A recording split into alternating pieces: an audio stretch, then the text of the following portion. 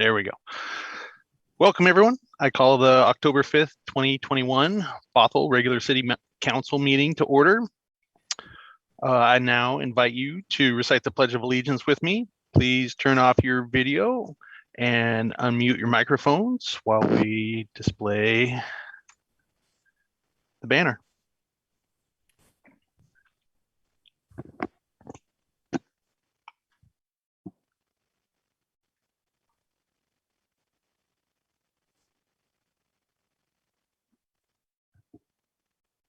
Please join me in the Pledge of Allegiance. I pledge allegiance. I pledge allegiance To the flag to the flag of the United of the States United States of America and and to to the the republic for which it stands, one one nation, under under God, God, indivisible, with with liberty and and justice justice. for all.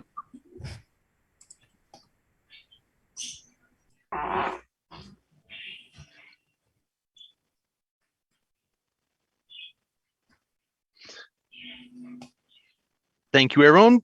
Before we move on to the agenda items, I'd like to acknowledge our remote meeting format. Proclamation 20-28 regarding open public meetings is still in effect. Therefore, this meeting will be held entirely remotely. Public comment will be allowed both in writing or verbally. Sign-up sheets were provided by the city clerk's office via link from the agenda. The video of this meeting will be streamed live as well as recorded and available for later viewing on the city's YouTube channel. At this point, we'll take a moment to take roll call of the city council members by position number. Please say here when the city clerk calls your name. Thank you, Mayor. Deputy Mayor Zorns, Here. Councilmember Thompson. Here. Councilmember McAuliffe, Here. Councilmember McNeil, here. Mayor Olsen. Here. Councilmember Dewar. I can see that she's here. We saw her just a minute ago. Councilmember Dewar. Here. Thank you. Councilmember Agnew. Here. All are present. Thank you. So let's go to the first item on the agenda, meeting agenda approval. Are there any changes to tonight's agenda?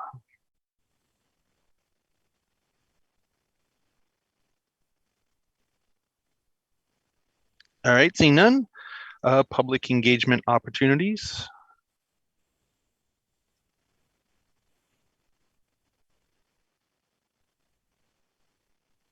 So telling Bothell's full story, the advisory committee, together we can update Bothell's history to include the perspectives of all residents, both past and present, accepting applications now for volunteer public temporary committee. Learn more at and apply through October 28th at www.bothellwa.gov.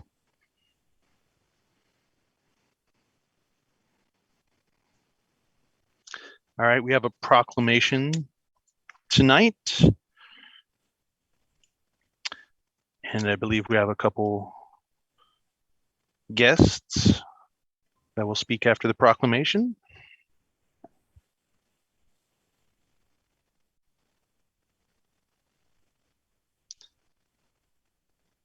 All right, so for Hispanic and Latino Heritage Month, whereas each year National Hispanic Heritage Month is observed by celebrating the culture, heritage, and countless contributions of those whose ancestors were indigenous to North, Central, and South America, Mexico, the Caribbean, and Spain. And whereas what began in 1968 as Hispanic Heritage Week was expanded in 1988 to cover a 30-day period starting on September 15th and ending on October 15th. And whereas the day of September 15th is significant as the anniversary of independence for Latin American countries, Costa Rica, El Salvador, Guatemala, Honduras, and Nicaragua, while Mexico, Chile, and Belize celebrate their independence days on September 16th, 18th, and 21st, respectively.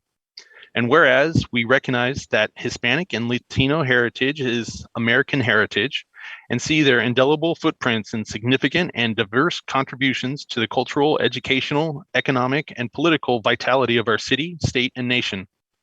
And whereas we honor the invaluable ways Hispanic and Latino Americans who live, work, and visit throughout Bothell influence and enrich our community while rededicating ourselves to address the lack of equal access to opportunity many still face. Now, therefore, I, Liam Olson, do hereby proclaim September 15th through October 15th as Hispanic and Latino Heritage Month in the city of Bothell, and invite all to celebrate the rich diversity of the Hispanic and Latino communities and the many ways they contribute to our society.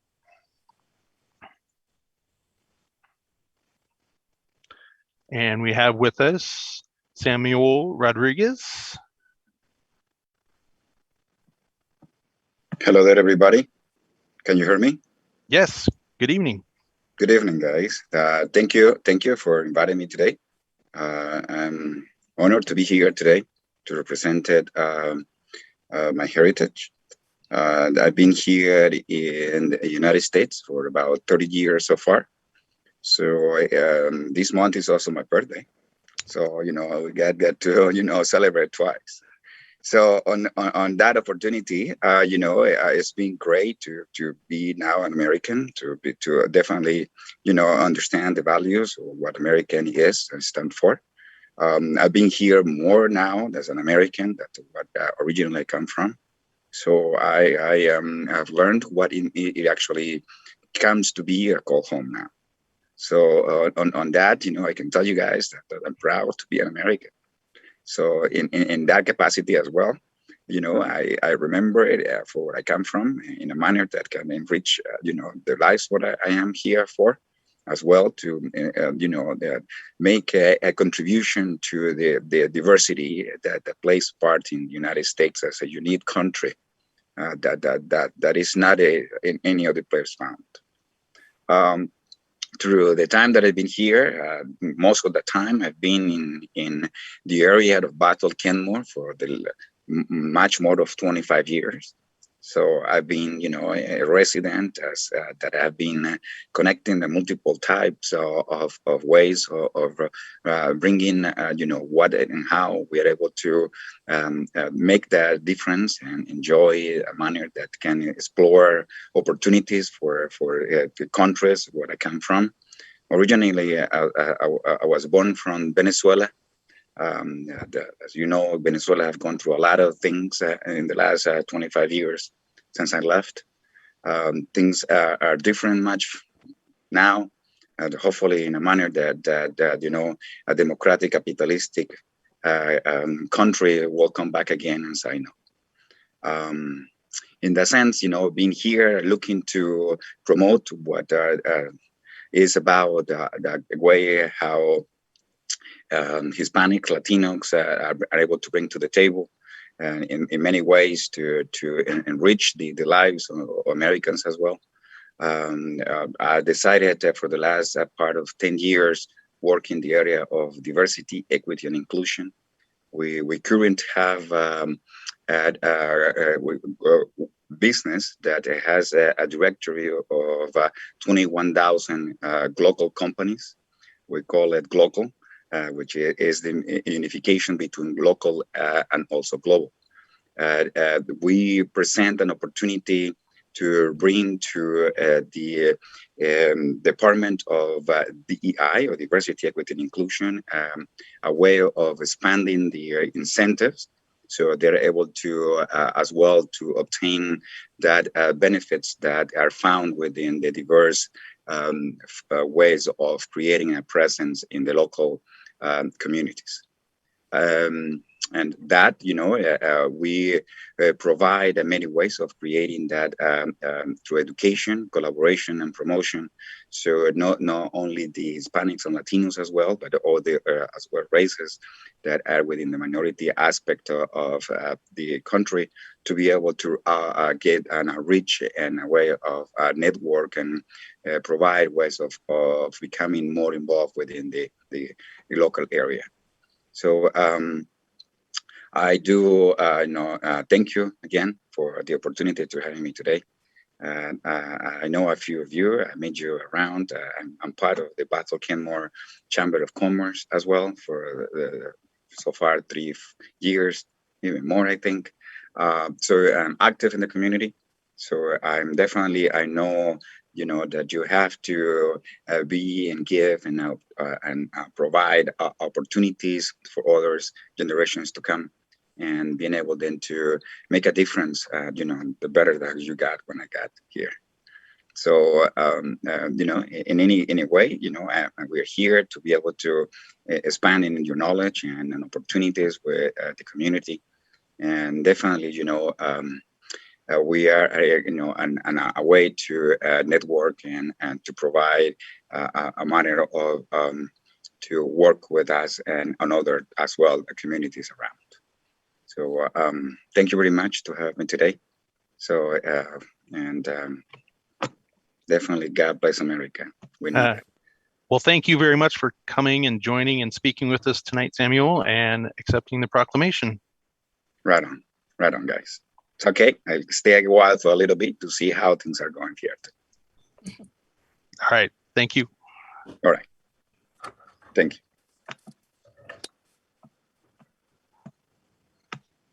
Mayor, if I may, I'm having trouble finding Rosa Maria in the attendee list, but there are a number of names listed that could possibly represent her. So I'm hoping, Rosa Maria Meyer, if you are with us tonight, can you please use the raise hand feature?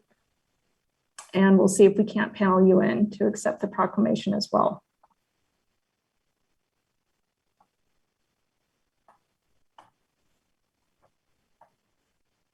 Well, unfortunately, it looks like maybe she couldn't make it tonight. So thank you, Samuel, though, for being here. All right. Let's move on to the staff briefing. So we have an update on the fireworks legislation, and we have our city attorney, Paul Byrne, and our fire marshal, Butch Noble, with us tonight. Thank you, Mayor. I'm just going to wait for Fire Marshal Noble to jump in. There he is. So back on June 15th, the council decided or passed an ordinance to ban the sale, use, and possession of consumer fireworks within the city limits of Bothell. During that meeting, though, council did ask that we come back, and I believe it was Deputy Mayor Zorns that made this request, that we look at the Auburn fireworks code, because they had made some carve-outs for some non-aerial and non-percussive fireworks that I believe Deputy Mayor Zorns, with support some of the other members of council, wished for us to look into and return with a report. And tonight is the night we've chosen to update council on that. And at the end of the presentation, we'll be looking for council direction as to how to move forward. I'll turn it over to Butch, Fire Marshal Noble for an update on what what determinations he's made. Thank you, Paul, and good evening, Mayor and Deputy Mayor and City Council. Thank you, first of all, for allowing me a few minutes to speak about fireworks. As Paul mentioned, we visited this topic at the beginning of the summer. As long as I've been fire marshal, it's been an annual discussion. And Deputy Mayor Zorns asked us to look into the city of Auburn's sort of a partial ban. I think we're calling it more of a kid-friendly fireworks allowance. So we did just that. And a long story short, a lot of the items on their legal list, I'm just not a fan of as your community risk reduction manager. I have the list in front of me, so I'll just name off a few of these items that the city of Auburn allows. Sparklers, cylindrical and cone fountains, illuminating torches, ground spinners, wheels, and pretty much, as Paul mentioned, anything non-aerial and non-percussive is allowed. But as I dug into some of this research, these are still pretty dangerous items, everyone. As we all know, sparklers are held in the hand, but they burn. I think Councilmember Agnew mentioned this at the beginning of the summer. They're burning close to 3,000 degrees, and they're either number one or number two annually in the number of injuries or the cause of injuries that we see at our hospitals. There's just a few reasons I'm going to recommend a complete ban for the city of Bothell. I think Mercer Island is really the only local city that has not implemented a ban, and I know from talking to their fire marshal. They're doing their own research on this. In addition, as the city of Bothell becomes a more dense city, I fear that our structure fire risk increases. I can tell you this last year with our emergency ban, we had none. The year before that, we had no structure fires, but we did have a small amount of brush fires and smaller structure fires, sheds and garbage cans and that sort of thing from really disposing of fireworks tends to be one of the main causes of fires, at least in Bothell. Our dry fuels, they're not going away, everyone. Predictions are that our dry fuel loads in the city and in the state of Washington will continue to slope up and increase. So that's just a quick summary. I'm hoping that we can embrace a safer 4th of July, a safer practice for celebrating Independence Day. We have one of the best free pancake breakfasts on the east side. Without a doubt, one of the most awesome parades. And as your fire marshal, I would just like to enforce celebrating in those manners and kind of leave the burning and the exploding things. Let's put that up on the shelf and move forward. That's my recommendation. Thank you.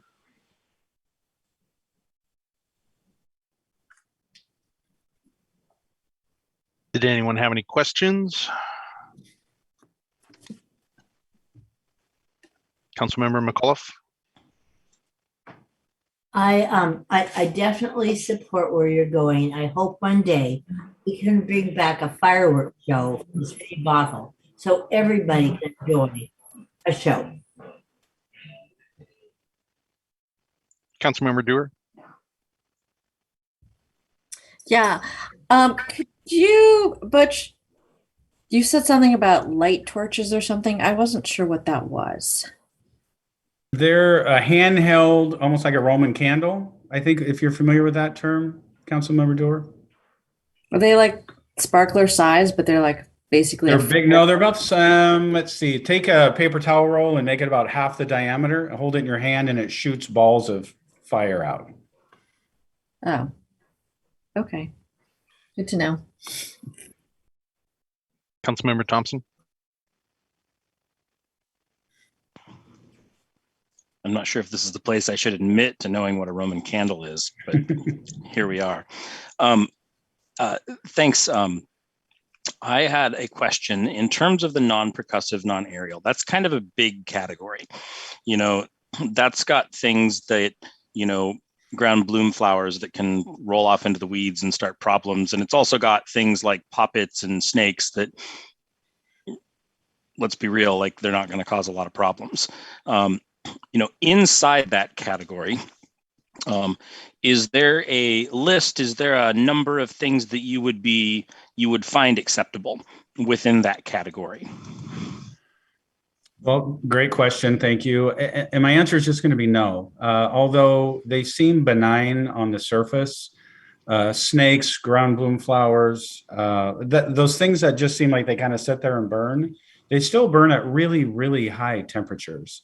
And the other thing I think is important to consider here is asking our police force to enforce what's legal and what's not. It really gets complicated, everyone. So I'm considering that as well. It's not my major consideration, but it is something that I have talked to the police about. So I think if you want to narrow it down to snakes, at that point, I think we just need to talk about really who's going, what fireworks stands are going to be selling 2 or 3 different items. That's really what it would come down to. Yeah. So great question. But enforcement it is certainly something I think we should be considering about and the practicality of it. Yeah, I think I'd have trouble with things like those ground bloom flowers and like the little things that scamper around on the ground, as well as the fountains. For that reason, primarily, it's just going to be impossible to find who's doing things that they shouldn't. Sparklers, I'm relatively okay with people being able to take some risk into their own hands. All of the main things that I cited when I voted for the ban were effects that the fireworks have on other people. in the community. And if we if we could put together a list of certain things where, yes, people go to the emergency room with sparklers, but like, how many houses burn down? How many people are like badly hurt? Like, those are things I'm interested in too, like the severity of what that looks like. I still would like to see some sort of list that we could talk through that we might find acceptable. I definitely agree with you on pretty much anything that's moving, or, you know, the fountains, things like that. But I, speaking as one council member, I would like to continue to have the discussion around some of the other things. Councilmember Agnew. Well, I'm in complete support of the fire marshal's request. The 4th of July is always a traumatic day for the fire service and the police, just in all their calls. I too agree with the sparklers, and for the most part with the sparklers is the people that get hurt with the sparklers are little kids that really don't know, you know, and all you have to do is treat one that's all burned up because her clothes caught fire. I mean, for you to say, no, that's probably not the best way to go about this. So I will support the fire marshal's request for the ban. Deputy Mayor Zorns. I appreciate everybody's comments, and I appreciate the diligence and concern that our fire marshal has for protecting the community at large.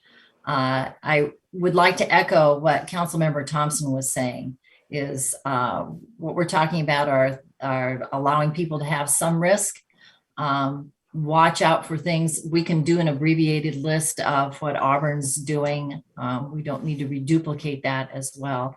I will tell you, because that my summer has been involved with talking with a lot of folks around the 4th of July, before and after, and I talked to a lot of people around the 4th of July.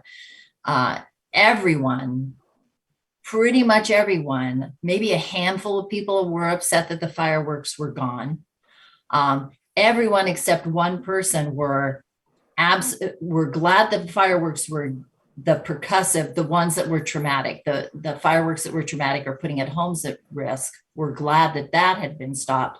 But they all wanted, every single one except for one person, wanted to have something for kids. And I won't tell you who the former council member is, but the comment that they made was, you'll touch a sparkler once and then you won't do it again. I know that was true for me. And it didn't stop me from learning to handle risk well. There is that risk of, does it go bad, but how much are we going to put people in a bubble? I really think it's important that maybe that we come with an abbreviated list and put it before, making an agenda item so that the community can weigh in on it. And that way we still keep the community voice in, because they did give us a recommendation to keep fireworks a few years back. And this would allow people to speak for at least having something for kids, and then we could go from there. So thank you, Butch, for the recommendation. I agree with that. I think it does simplify the enforcement and just the questions of what's allowable. And I think it gives us an opportunity to create more of a community celebration. Hopefully, COVID restrictions, we are relaxed, reduced, or eliminated for next year's 4th of July parade. Have the pancake breakfast, lots of get-togethers. There's a great time over at North Shore Senior Center that day following the parade. And then, like Councilmember McAuliffe said, if I think it would be great if we could get back to an evening type event, and whether it's fireworks, professional display, or some sort of night activity, a night concert or something. But yeah, just have a full day of celebration. I think that would be fun and exciting for the community in a safe and sane manner.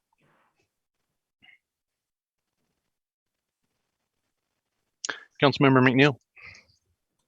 Thank you, Mayor. Yeah, it's great to have this conversation. I appreciate this coming before us. I don't think that we're taking action on it today, but I do appreciate the fire marshal's comments about keeping our community safe. I think safety and for our community is first and foremost. It should be one of the first things on our mind when we think about that. I think, listening to the conversation, hearing from Councilmember Thompson and Deputy Mayor Zorns, I hope we can find a way to at least bring some of the celebration, the safe and sane, some of the smaller things back for kids. When we talk about sparklers and Councilmember Agnew brought up the sparklers, yeah, the highest heat, you get burned.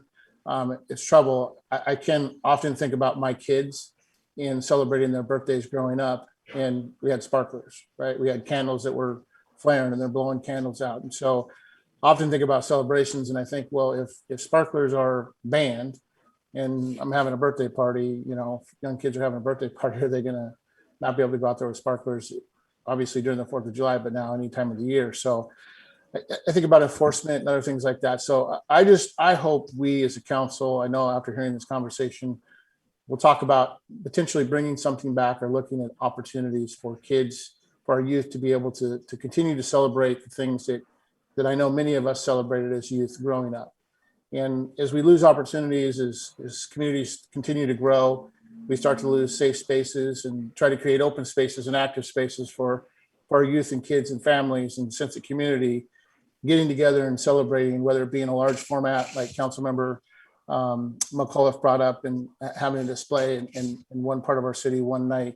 I hope it doesn't deter from us being able to continue our sense of community and allowing families to be able to celebrate, because I think our community did speak and they did want to keep some form of fireworks. I know that we didn't want percussion and aerials and things like that, but they did speak. They did say that they wanted to keep them, and not knowing the full details of that, I think Deputy Marshal Zorns being out on the doorsteps heard from members of our community, and I think it's warranted to at least listen to them. So if we have an opportunity to bring something back to do a community outreach and engagement on finding smaller things that would be fun for youth and safe for youth, I think we should take that opportunity.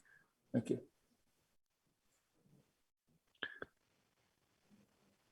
Councilmember Dewar. I guess I shouldn't have abided by the question only rule because I didn't really weigh in. I agree. I'd like to find some way to compromise and find something that the kids could do. I'm a little bit concerned about whatever that thing's called. That's an open flame at the end of the stick. But other than that, I think we can probably agree on a few things that that kids could enjoy. I know my kids had a blast with just the little tanks and worms, and those are good memories for them. So anyway, I look forward to having a continued conversation and engaging the community on it. All right, thanks, Paul. Thanks, Butch, for the staff report on this item.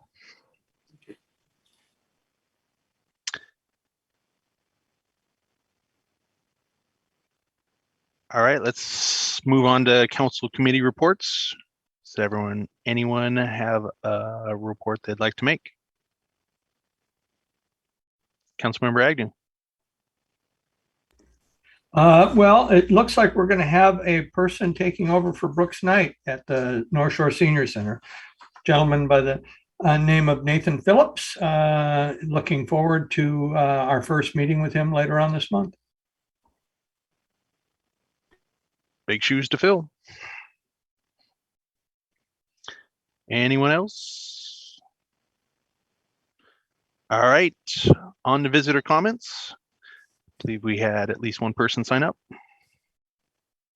Yes, Mayor, thank you. So as far as written comments go, we had one written comment received for tonight's meeting, and that has been forwarded to council and will be made record for the meeting. That written comment came from Brian Mitchell, and he wrote regarding AB 21-147, and his writing was in opposition to the city accepting the drone donation.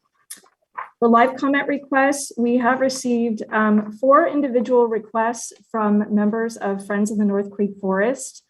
So we're going to bring all 4 of them in at the same time, but they will each get 3 minutes to speak for their public comment. So we have Sarah Whitty will be coming up first. And once she has her camera on and her mic ready, Sarah, you'll have 3 minutes to speak.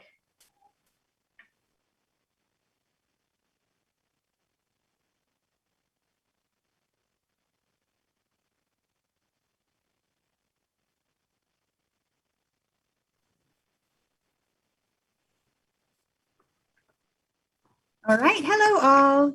I am going to be your first speaker for the Friends of North Creek Forest today, and I'm very happy to be Zooming with you all tonight.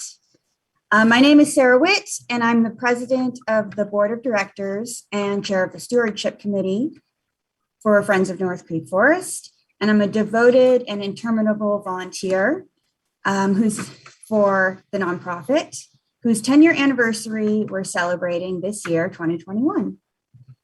Friends of North Creek Forest and myself would like to express our deepest gratitude to everyone who has made a strong commitment to see North Creek Forest not just preserved, but turned into a vibrant public park that retains its wilderness feel and allows both wildlife and educational activities to coexist. Friends of North Creek Forest remains committed to support the City of Bothell in maintaining and improving the ecological health and accessibility of the forest. Friends of North Creek Forest education programs brings learners of all ages into this special urban forest to explore, learn, and grow into stewards with hikes and forest activities, leading to a lifelong appreciation for the outdoors. Friends of North Creek Forest stewardship programs host family-friendly, all-ages community restoration events all over the forest that improve the health, accessibility, and sustainable use of North Creek Forest.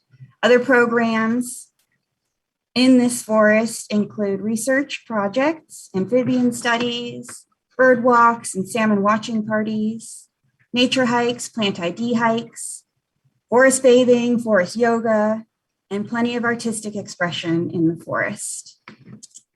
As the forest programs expand and diversified over the past 10 years, collaboration between Friends of North Creek Forest, the City of Bothell, and the greater community has only grown stronger and more resilient.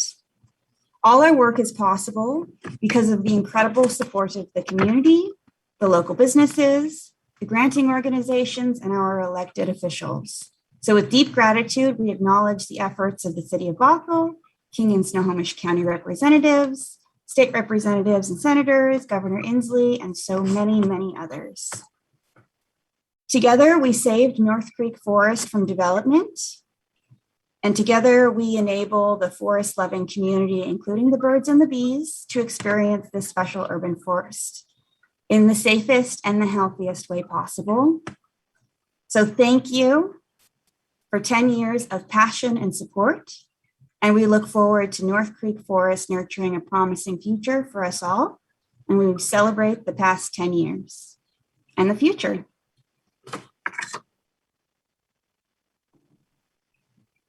Thank you, Sarah. Next, we have on the list Kathy Furbosh. Kathy, hi.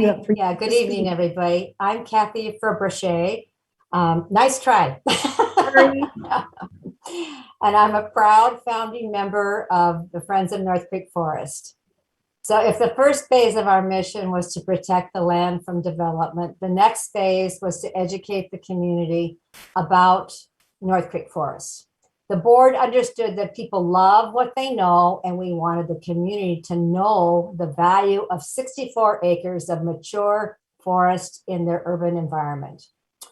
When I taught earth science in middle school, we used a companion textbook and a kit of supplies to model natural processes like soil erosion, how watersheds function, or to simulate volcanic eruptions.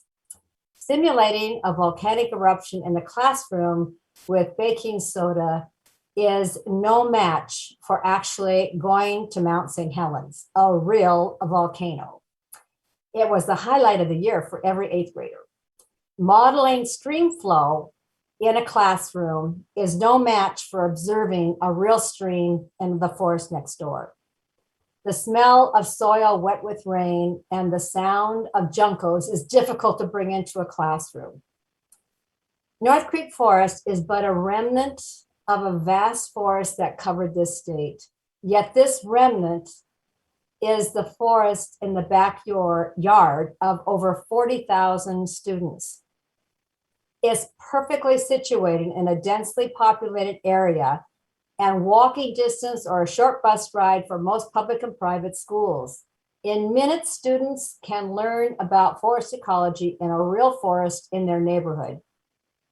Since 2011, we have taught over 10,000 students from pre-K to graduate school in this outdoor classroom. Kayla Luft is our current education manager.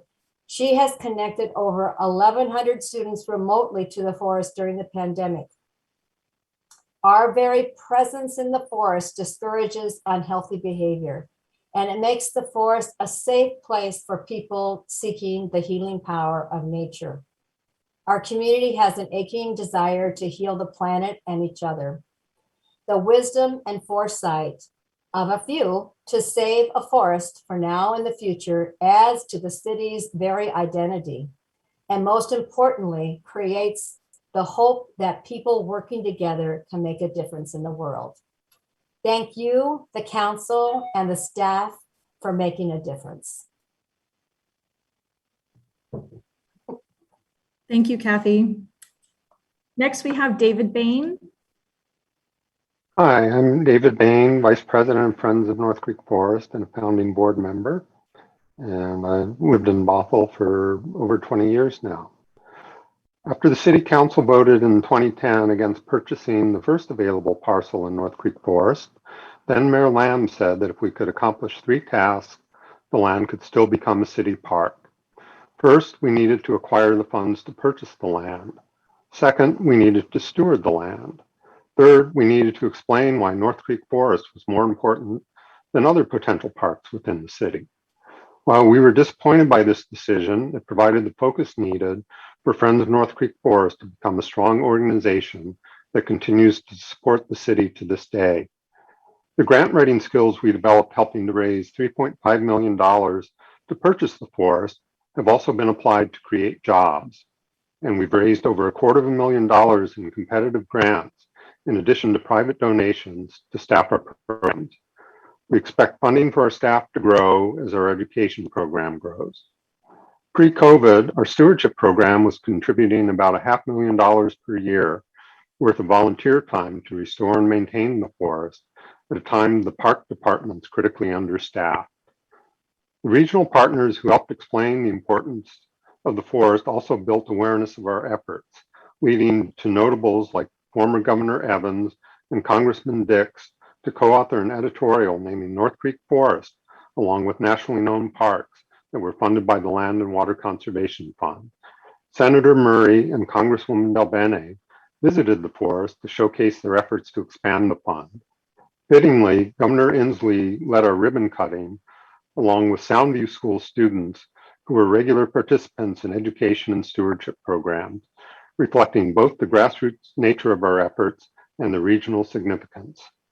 We look forward to continuing to what then Deputy Mayor Spivey termed the North Creek Forest Way in maintaining the forest and aiding other community groups in protecting open space and turning them into land that provides service to the city. Thank you. Thank you, David. Next, we have Jerry Smeets.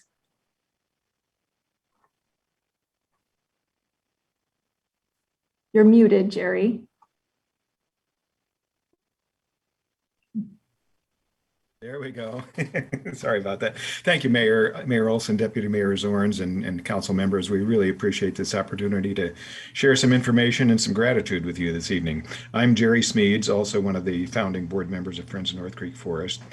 I believe you have our gratitude report as part of your packet for tonight. You may notice that refers to us as a community-based environmental organization. And as you've already heard from some of the other folks, we couldn't possibly accomplish our mission without tremendous support from all aspects of the community. Of course, the city of Bothell has been a critical partner in acquiring and maintaining and protecting the forest. We also have a lot of involvement with UW Bothell, Cascadia, local school districts, all of whom support our environmental education and stewardship programs. And of course, the hundreds of citizens who devote time and money to support these programs. David mentioned some of the grants. I think the grants that we've received reflect the value of the work that we're doing. We've gotten grants from the Rose Foundation, the Peach Foundation, Tulalip Tribes, and others. And these help support our interns, our staff, and volunteer programs. We also have gotten tremendous support from the business community here in Bothell, supporting fundraising activities and volunteer programs as well. Folks like McMenamins, Alexis Cafe, QFC, PCC Markets, Woodinville Montessori, some of the local wineries and others have been really great in supporting our fundraising and volunteer programs. And I especially want to thank tonight Karen Brewing in Kenmore. You may be familiar with them, right on Bothell Way.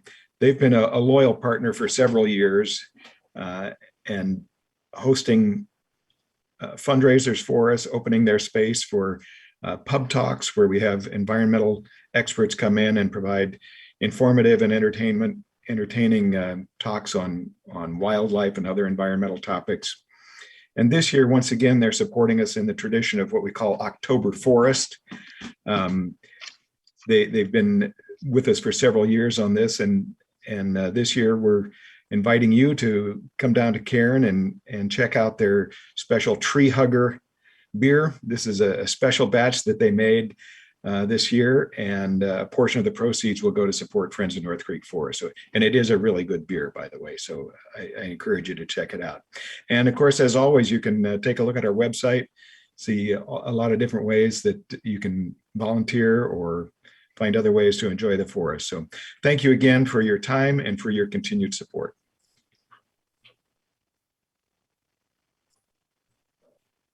Thank you, Jerry. Mayor, we did have one more person sign up. Sarah Gustafson was intending to speak regarding the city budget tonight. However, she emailed me at the beginning of the meeting and she's unable to make it. So if there's anyone else in the attendee or the audience list that is wishing to speak for public comment, if you could please use the raise hand feature in Zoom, and we can pull you into the meeting and allow you to speak for 3 minutes.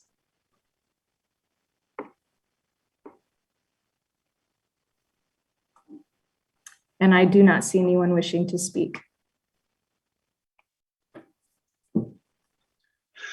All right, thank you. Let's move on to the consent agenda. Nothing was pulled, so I'll look to entertain a motion. Councilmember Dewar. I move we pass the consent agenda. And Councilmember Agnew. I'll second that motion. Do we have a motion by Councilmember Dewar to approve the consent agenda as presented with a second by Councilmember Agnew? Any discussion?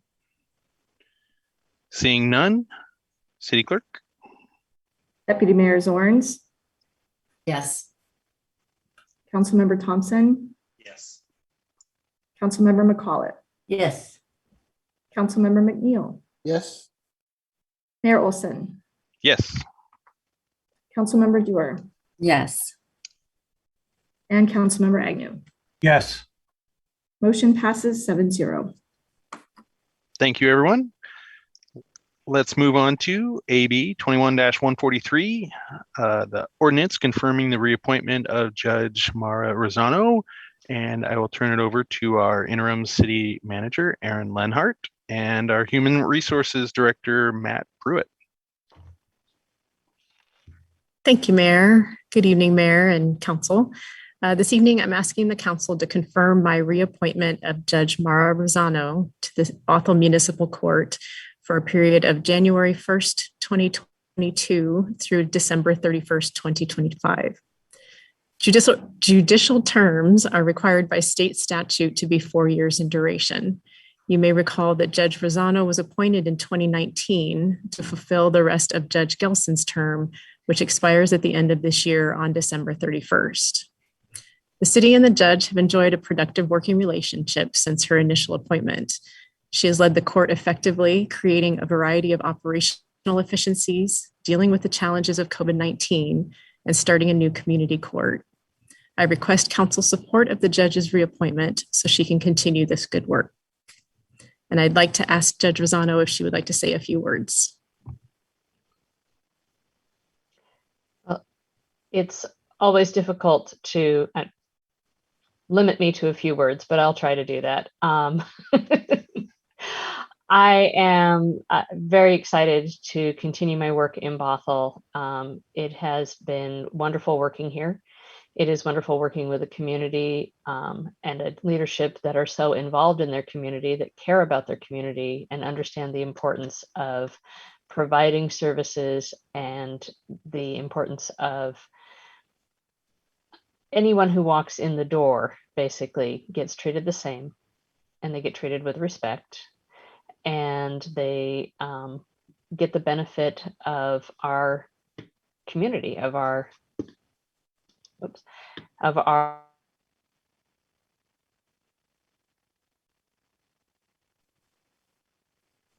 I'm not sure if any of you could hear me before. Evidently, I just got invited in. So anyway, I'm very, very excited.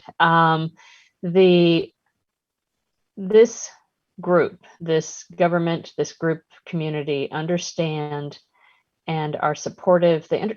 Everything from understanding that when crimes are committed in your city, it doesn't matter if the people committing the crimes are from Bothell. The effect is on the citizens of Bothell.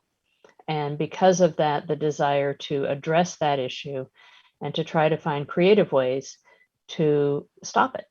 To put it really bluntly, to stop crime from happening. I know that that's a lofty goal, but it is one that I'd like to see, us at least try.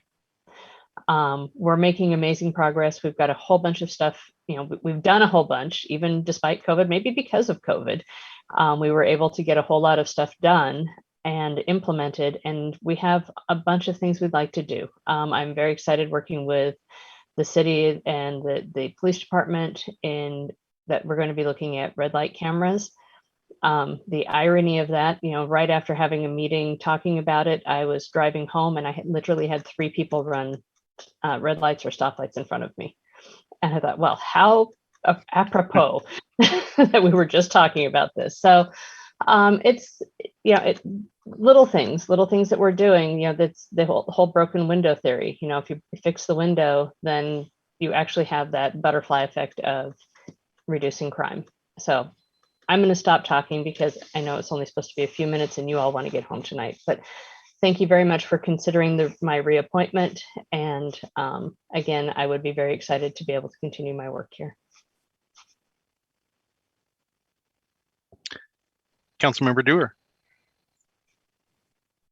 I just wanted to thank Judge Rozzano for bringing such tremendous energy and excitement around a potential community court. I think, it may have been postponed because of the pandemic, but I think it's still something that we're all committed to. And I think I can speak for all of us because we've all said it before. We just love having you, and we love the stories that you tell, and you always make us tear up with your commitment to the community. So thank you. And it's my pleasure. It will be my pleasure to vote in favor of the staff recommendation. Councilmember Agnew. Well, this seems like a slam dunk to me. You've done an outstanding job, Judge, and you have my total support. Thank you. Thank you very much. Yeah. Councilmember Thompson. If there were something stronger than yes that I could vote on this, I would vote that thing. But since there's not, I will be voting yes. Deputy Mayor Zorns. I just have to weigh in with my appreciation and echo what fellow council members have said. I just so much care. Every time I'm around you, I just see your heart for the people of Bothell, both the ones whose lives are needing some help and for, like you said, the people who are feeling the effects of something that's gone wrong. So thank you for doing what you're doing. And I'm so glad you chose Bothell. And I'm going to jump in really quickly. We actually have launched community court. It's in its infancy and we're still working out a lot of the bugs, but we actually have launched. So.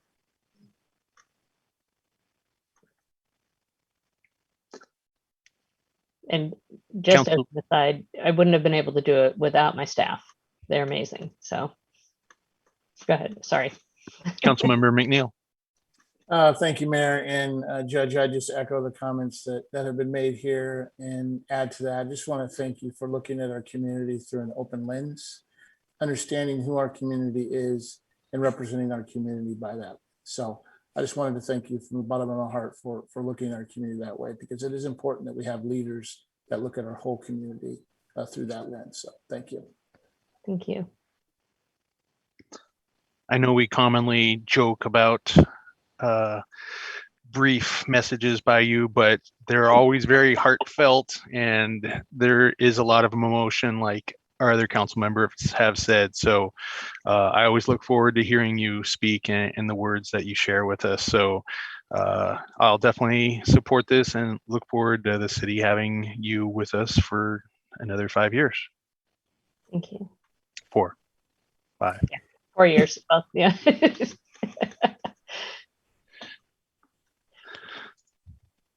All right.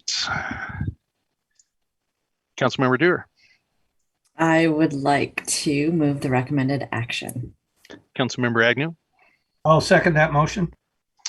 All right, so we have a motion by Councilmember Dewar to adopt the ordinance confirming the interim city manager's appointment of Judge Mara J. Rozzano to the municipal court judge position and allow the city manager to sign an employment agreement with Judge Rozzano, with a second by Councilmember Agnew. Any discussion on the item?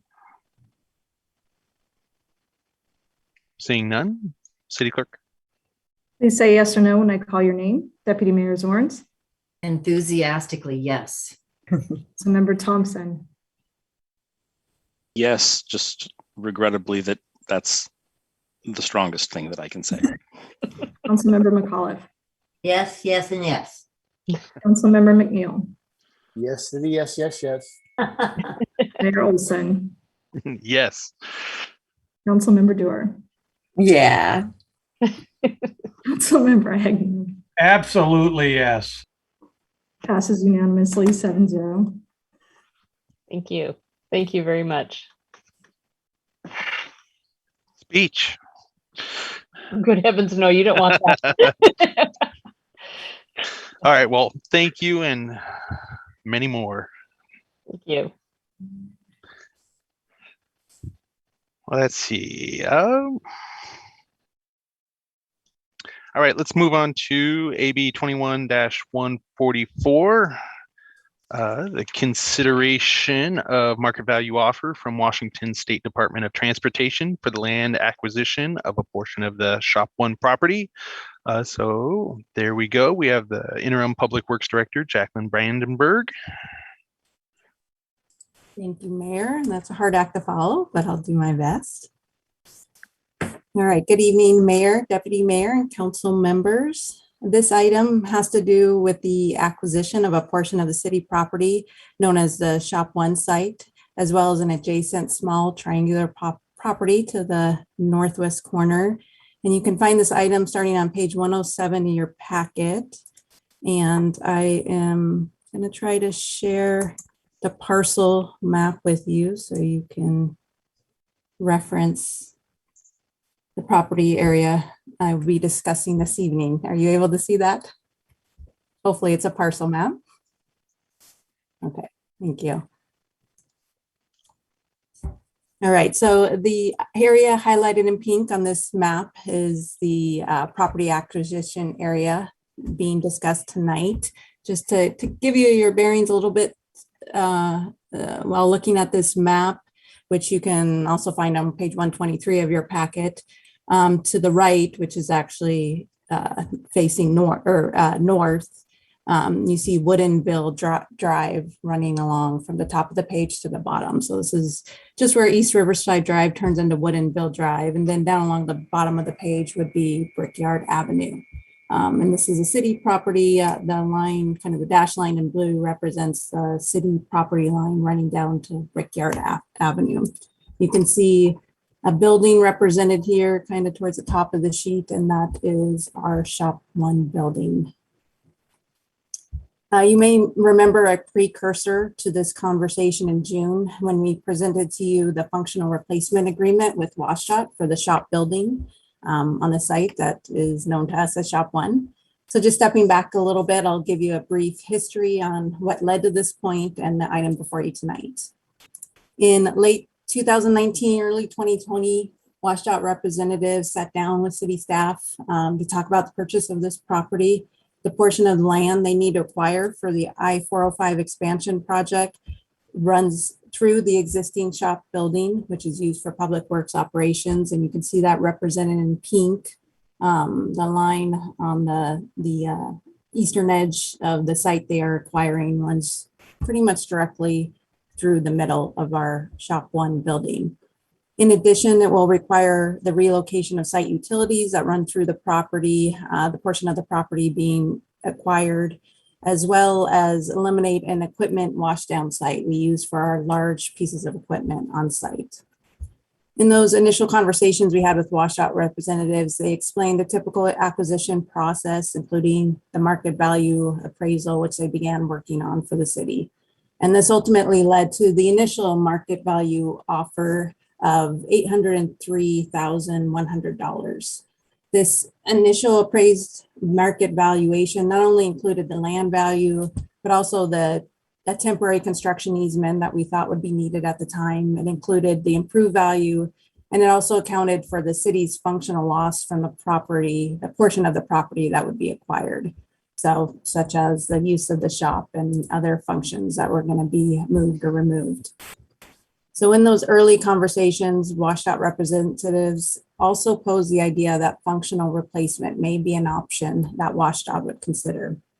As these conversations continued, the city expressed interest in pursuing functional replacement of the building and other site functions that we would be losing. So we began doing some initial analysis to determine if relocation of a shop building on the remaining property was a feasible option.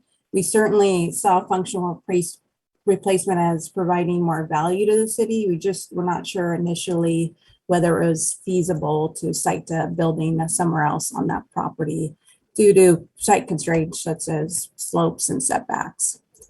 So after receiving the initial market value offer from WashDOT, the city submitted a formal letter of interest to pursue functional replacement. And while this didn't take that initial market value off the table, it did allow the city additional time and funding from WashDOT to hire a consultant and do some initial site surveying. That high-level analysis and survey led to a relocated building footprint on the existing site that city staff believe is feasible to pursue. It also included high-level budget estimates for the design and construction of a new building, as well as for demolition of the old building and the utility relocation that will be required before WashDOT starts construction of their project in that area. That led to the council item that was presented in June, in which council approved the initial functional replacement agreement with WashDOT to begin design of the new shop building and demolition of the old building. And in that agreement, WashDOT agreed that in addition to funding functional replacement of its facilities, the city will receive fair market value for the land being purchased by WashDOT. So that led to the revised market value offer you are reviewing tonight in the amount of $82,100. That was received by WashDOT in July and is presented to council for consideration tonight. This appraised value is revised to include only the land value as the city and WashDOT continue to work cooperatively on that functional replacement process for the building and other site functions. Let me stop sharing my screen if that helps. And if you are interested in where we're at with the functional replacement process, the planning is already underway. The priority is on the demolition of that old building. In order to meet WSDOT project deadlines, the city committed to demolishing that building by June of 2022. We do anticipate design and construction of the new building will take anywhere from 12 to 18 months. Once we are able to begin design, but as we get a little further in design, we'll be able to provide a more defined schedule. However, this property acquisition that we're bringing to you tonight is a critical piece for WSDOT to continue to move forward smoothly with their project. So with that, I will be happy to entertain any questions, answer any questions I may be able to answer. We also have WSDOT representatives here in case you have any questions for them specifically. Thank you. Deputy Mayor Zorns. 2 questions. 12 to 18 months when we start building the replacement. Can we build it while their project is underway, or do we have to wait till they're done before we can start building the replacement? We can build it while their project is underway, and that's fully anticipated. So we're moving forward already with design, with that focus on planning for the demolition of the old building, because that is the priority, but that won't preclude us from moving forward on design of the new building and starting that construction as soon as we're able to, and as soon as we have that old building down. I'm glad to hear that, because I know it's a building that gets that's very important to the city and using, and I'm sure staff is looking forward to being able to have things back in their proper order where you can meet the needs of the south end of the city. Isn't that what it mostly addresses, is the south end of the needs of the city, or do we also? Yeah, it services the whole city. It is a critical site on the south end of town. So for example, our materials that are stored there can be used during a snow event, primarily on the south end of town, because we also have our operations center on the north end of town to, refill our sand and salt, for example. So it doesn't necessarily only service the south end of town, but it is a critical facility, and that south end location is important to us to kind of spread out our operation across the town. Well, this is a segue, but you reminded me, I need to pass on thanks from a resident when I've been out talking with people who said once they became part of the city of the Bothell, they no longer had to worry about snow on their streets. So so they're very, very grateful. They made a point of saying that. So passing on that thanks. I can't tell you who said that, but someone said that. And then they're using, we're giving them a temporary easement during their construction period. Is it? So we are not. We initially thought they would need a temporary easement for their construction equipment to get to their project site. But as we got into conversations and they understood the amount of traffic we have on that site on a daily basis, as well as once we add our construction project, I think we mutually agreed that that wouldn't be a good location for the temporary easement. So they're looking to other property for access to their project. Okay. Well, I'm glad you guys had that conversation before, you all both tried to occupy the same space at the same time. So that's all my questions. Thank you very much. Thank you.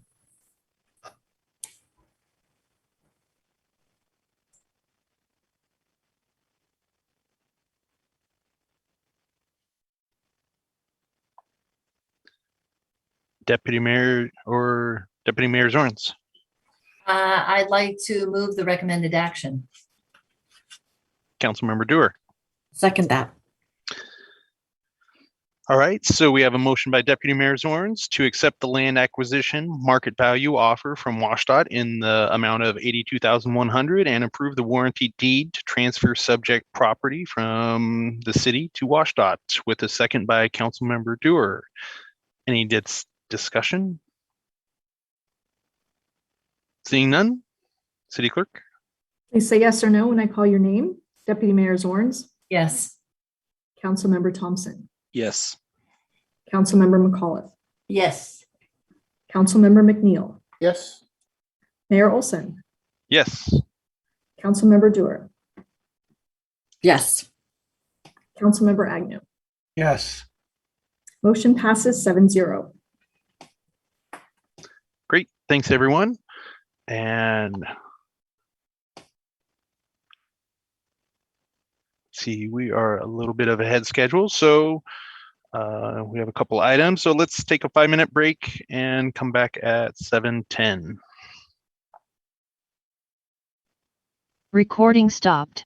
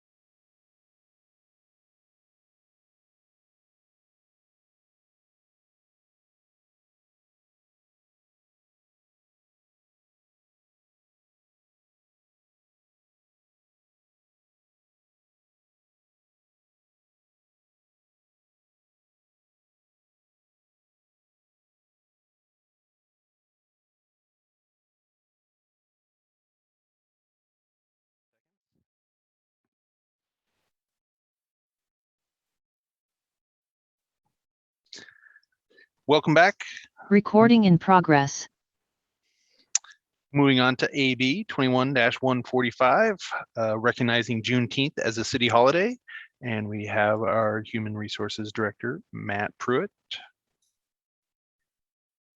Good evening, Mayor and City Council. It's good to see you all this evening.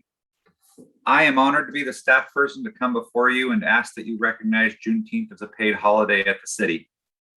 Juneteenth, as you know, is a recognition of the June 19, 1865, when the Union Army freed the last enslaved Americans in Galveston, Texas, 2 years after the Emancipation Proclamation. The past several years, the City Council has recognized Juneteenth through proclamations stating, "We recognize Juneteenth in order that we may never forget the evils of slavery and its aftermath, and acknowledge the injustices and suffering Black Americans experienced under slavery." Juneteenth celebrates the freedom, achievement, and contributions of Black Americans, past, present, and future. Recognizing Juneteenth promotes racial healing, reconciliation, and encourages further dialogue on race relations. On May 13, 2021, Governor Inslee signed House Bill 1016, making Juneteenth a paid holiday for state employees. In doing so, he stated Juneteenth is a celebration of the resiliency and spirit of Black Americans, reminding us of our country's past moral failures alongside a persistent hope for a more equitable future. On June 17, 2021, President Biden declared Juneteenth a national holiday and paid day off for federal employees, stating, "Juneteenth reminds us of our incredible capacity to heal, hope, and emerge from our darkest moments with purpose and resolve." Although it is not required, it is typical for national and state paid holidays to be recognized by municipal governments and many private organizations and companies. Other cities have recognized Juneteenth as a paid holiday or have immediate plans to do so, including King County and the cities of Everett, Edmonds, Shoreline, Federal Way, Auburn, Linwood, SeaTac, and others. If you take this action tonight, it will increase paid holidays for non-represented city employees from 13 to 14. It will not make Juneteenth a paid holiday for all employees, but will enable staff to negotiate that change with our bargaining units as part of contract negotiations. There are potential costs, increased costs to making Juneteenth a paid holiday. That cost does not come through adding the holiday itself, but will come through paying staff who has to be on shift that day or cannot cashing out the holiday if they're not able to take it at a later date. It is difficult to quantify that amount as shift work is not stagnant, but those costs will become clearer and will be communicated with you as we discuss this matter in labor negotiations. My recommendation to you tonight is that you approve the amendment to the city's Personnel Policies and Procedures Manual to include Juneteenth as a recognized paid holiday at the city. And I'm available for questions. Deputy Mayor Zorns. Are you available for comments too? Absolutely. When you anyone who thinks about that piece of history, it's hard to not find the sorrow in the celebration. So I hope as a city, as we recognize this holiday, we do with the idea of celebrating and rising above, but also remember that the cost. And I was struck when you were saying that it's hard to quantify, and I appreciate that there's an effort to quantify the dollar cost, but I don't know how you quantify the cost of that history. So thank you for moving this forward before council. Councilmember Dewar. Thank you, Mayor, and thank you, Director Pruitt. I was thrilled to vote for this bill on the House floor and get it through, the legislature. It's a long time coming, but so deeply meaningful. I'm really proud of our state because we're one of the first to do this, and I'm proud that we're looking at it as a city and not waiting for others, but leading on this. So I really appreciate you bringing it to us, and I'll be really happy to vote for it. So thank you. Councilmember Thompson. Mostly just echo the same thoughts. I'm really happy we're doing this. The only thing that would make me happier is if we would have done it last year, but this year's only 1 year away. So just thank you to staff for bringing this forward. Thank you to Davina and everybody else in the legislature for making that happen as well. And I'm really excited to have Juneteenth be a holiday, because it should be. Councilmember McAuliffe. Thank you, Mr. Mayor. And I just want to express my appreciation for this coming forward and the privilege to be able to vote on it.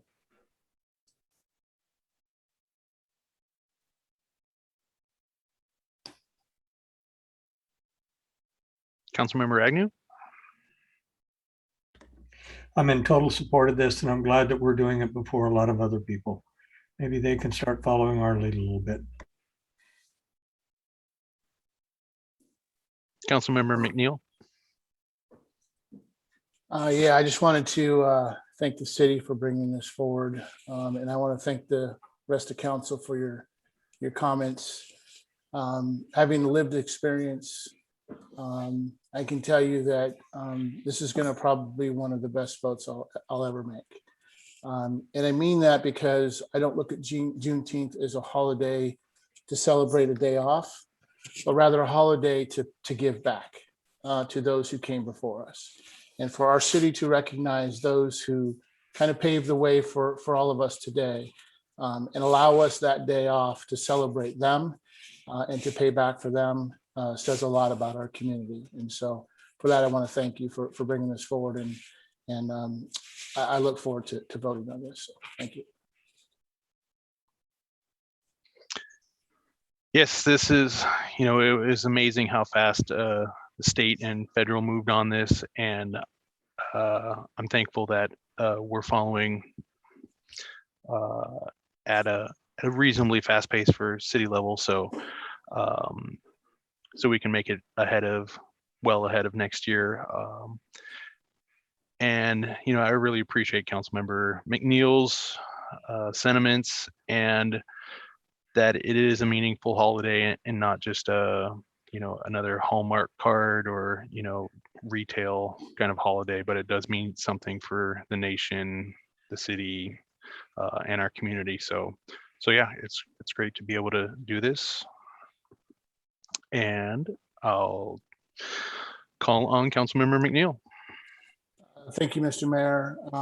I'd like to move the recommendation action to approve the amendment to the city's personnel policies and procedures manual to include Juneteenth as a recognized paid holiday at the city. Councilmember Dewar.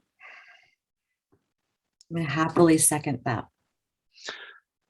Thank you. So I have a motion by Councilmember McNeil to approve the amendment to the city's personnel policies and procedures manual to include Juneteenth as a recognized paid holiday at the city, with a second by Councilmember Dewar. Any discussion? Seeing none, City Clerk. Please say yes or no when I say your name. Deputy Mayor Zorns, Yes.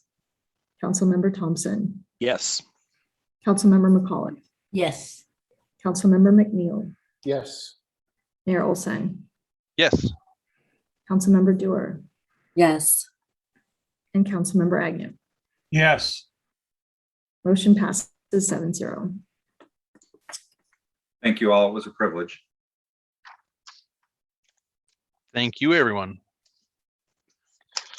All right, we will move on to AB 21-146, consideration of updates to the City of Bothell 2021-2022 legislative agenda and policy manual. And we have with us Shelley Helder with Gordon Thomas Honeywell to present. Good evening, Mayor and Council. Good to be with you all virtually tonight. I am not going to tempt my internet, and I'm just going to ask Robin to pull up the presentation if that is okay. And while she's doing that, I'll just say go ahead. Is that great? Are we good? That's perfect. Thank you, Robin. So for purposes of introduction, I am Shelley Helder. I'm the city's state contract lobbyist. And tonight we're going to begin preparing for the 2022 legislative session. Next slide. So we're going to just do a quick overview of what I'm hoping to cover this evening. I think Just 1 minute, okay? Okay.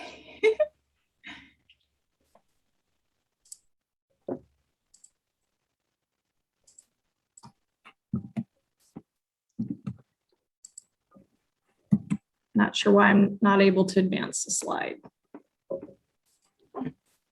There we go. There we go. Thanks, Robin. Sure. So this is just a quick overview of what I'm going to cover this evening. I think the best place to start is where we left off. So I'm going to review the outcomes of the 2021 legislative session. I'll give a brief overview of what we expect, some of the things we expect to happen in the 2022 session, and then we'll talk about the city's draft legislative priorities, and we'll wrap up with next steps. Next slide.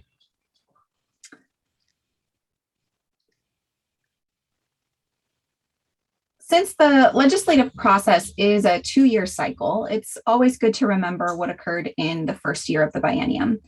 So in 2021, we made substantial progress in advancing the city's legislative priorities in coordination with our first district legislators. Most notably, we received $618,000 from the state capital budget for phase 2 of the North Creek Regional Trail and $3 million in remedial action grants for 2 cleanup sites within the city. And then on the transportation front, our delegation was successful in securing $33 million to backfill the 405-167 toll account, which helped fill the funding gap from the decline in toll revenues along the corridor due to COVID. The gap is much greater than that, so there's still more work to do, and I will get to that at a later point in the presentation. And then the final success worth noting is the inclusion of $7 million for the widening of Bothell Way Northeast in the Senate proposed transportation revenue package, which is referred to as Forward Washington.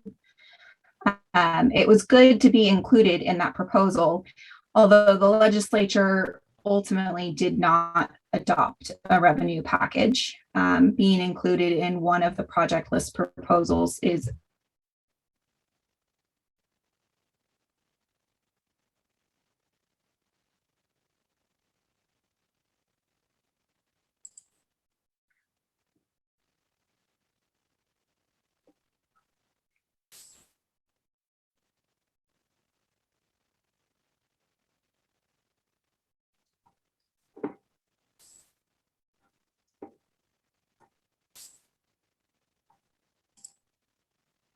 Oh, she's back.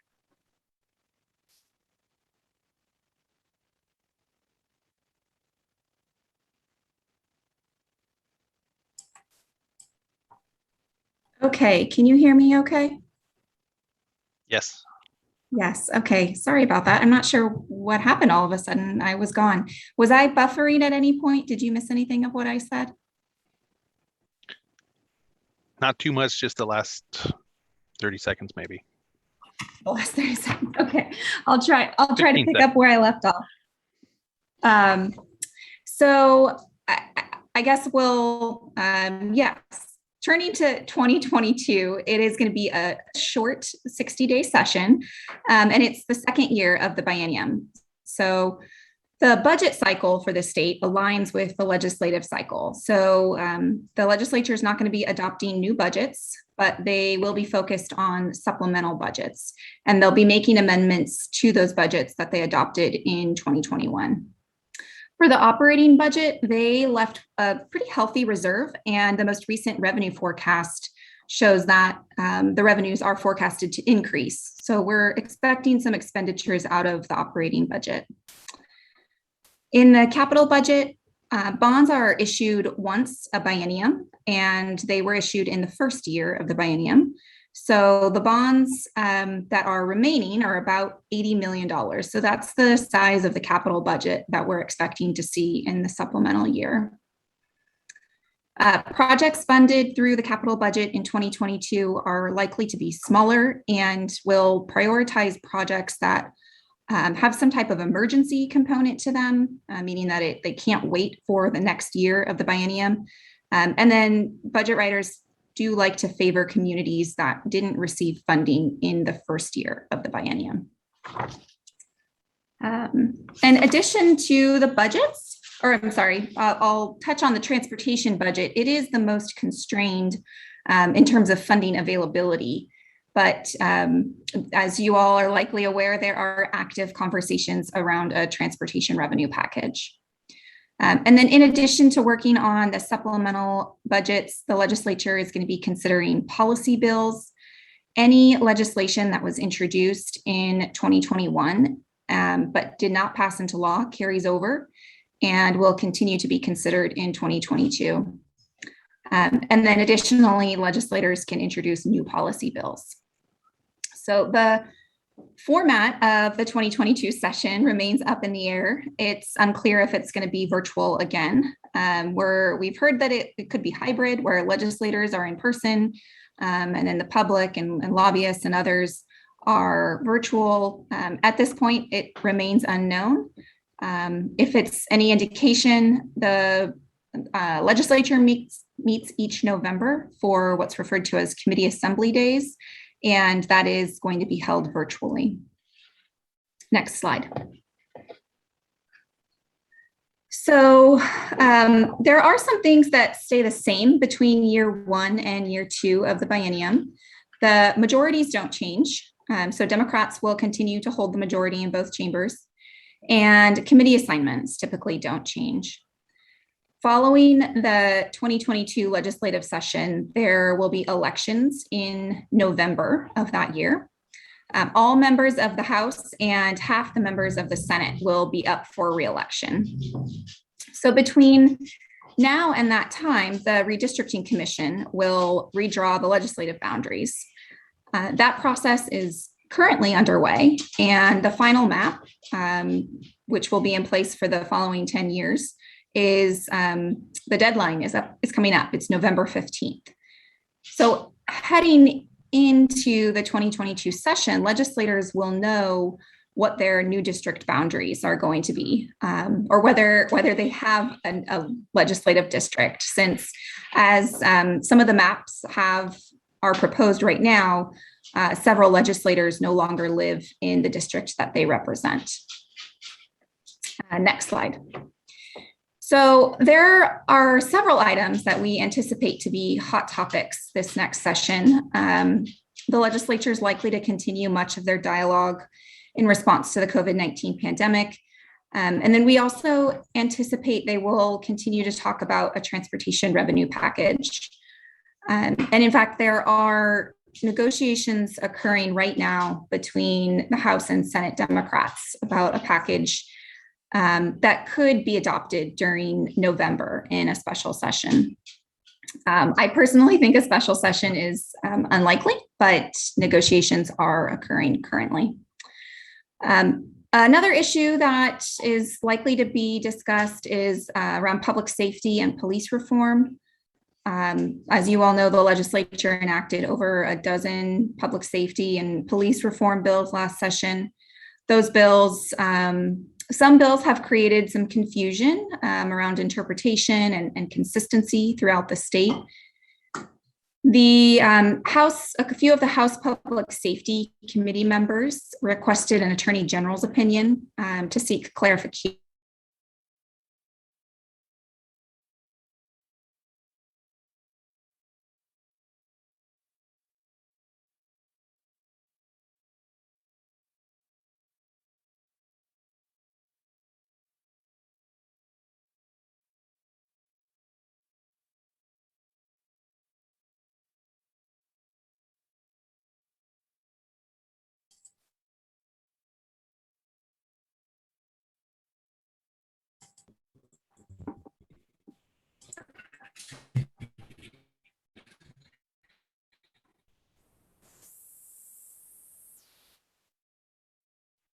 Shelley, this is Robin. If you can hear us, we're having trouble. You've been cut out for quite a bit at this point.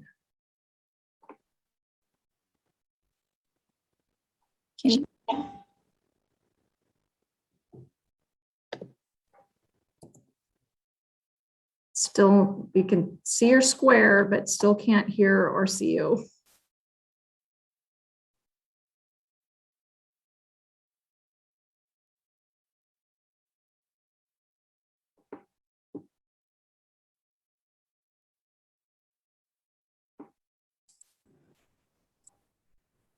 Now you're back.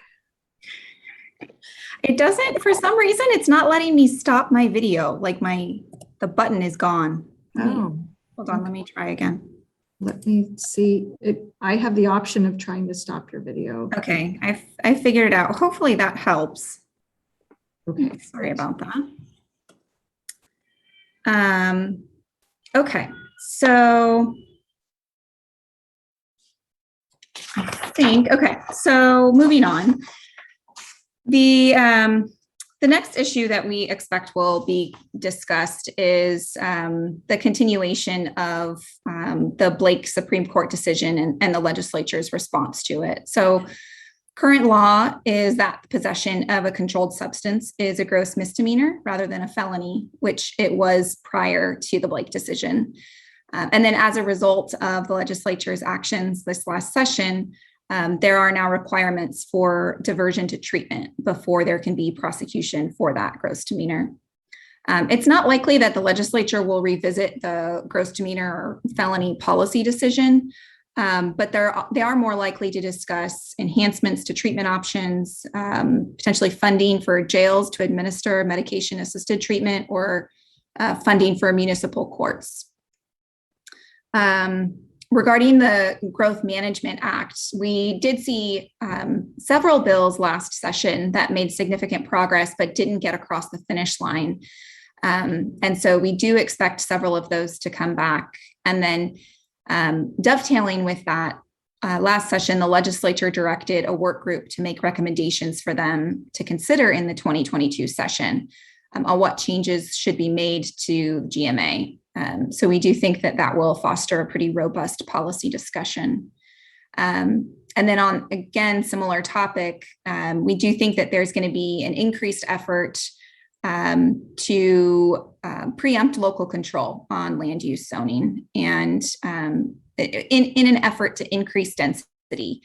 Things like mandating that single family zones should authorize duplexes or triplexes. Those types of proposals we expect to come forward again. And then finally, one bill from last session that we anticipate to come back regarding the Open Public Meetings Act is House Bill 1056, and it authorizes local agencies to declare an emergency and conduct meetings in a virtual format. In essence, this would make you less dependent on the governor's proclamation to determine whether you meet virtually or not. So for example, if there was a localized flooding event, the city could declare a local emergency and then conduct a virtual meeting.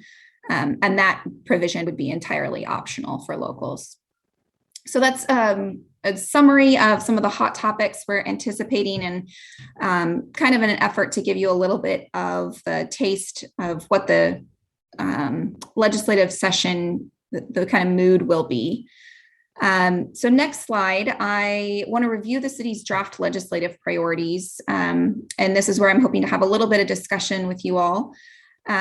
These priorities are outlined on the draft legislative agenda, which is included in your council packet.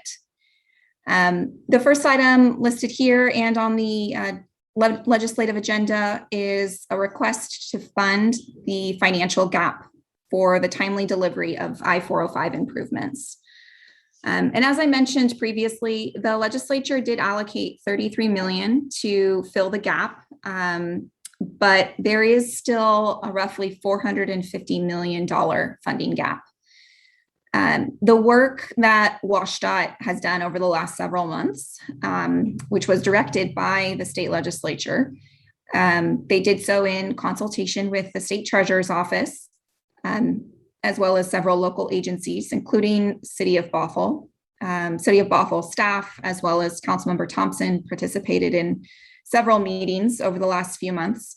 All that work has resulted in a report to the legislature that outlines their options to fill this funding gap.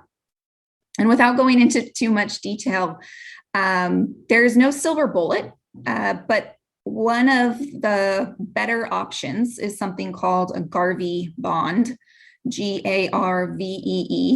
It's a financing tool that was used for the 520 bridge, and essentially it's bonding against future federal funding. The Treasurer's Office has indicated that Garvey bonds could address the entirety of the funding gap. So it in some ways, it seems like the perfect solution. I would say one of the challenges with the Garvey bonds is, according to WashDOT, that funding has already been set aside for maintenance and preservation.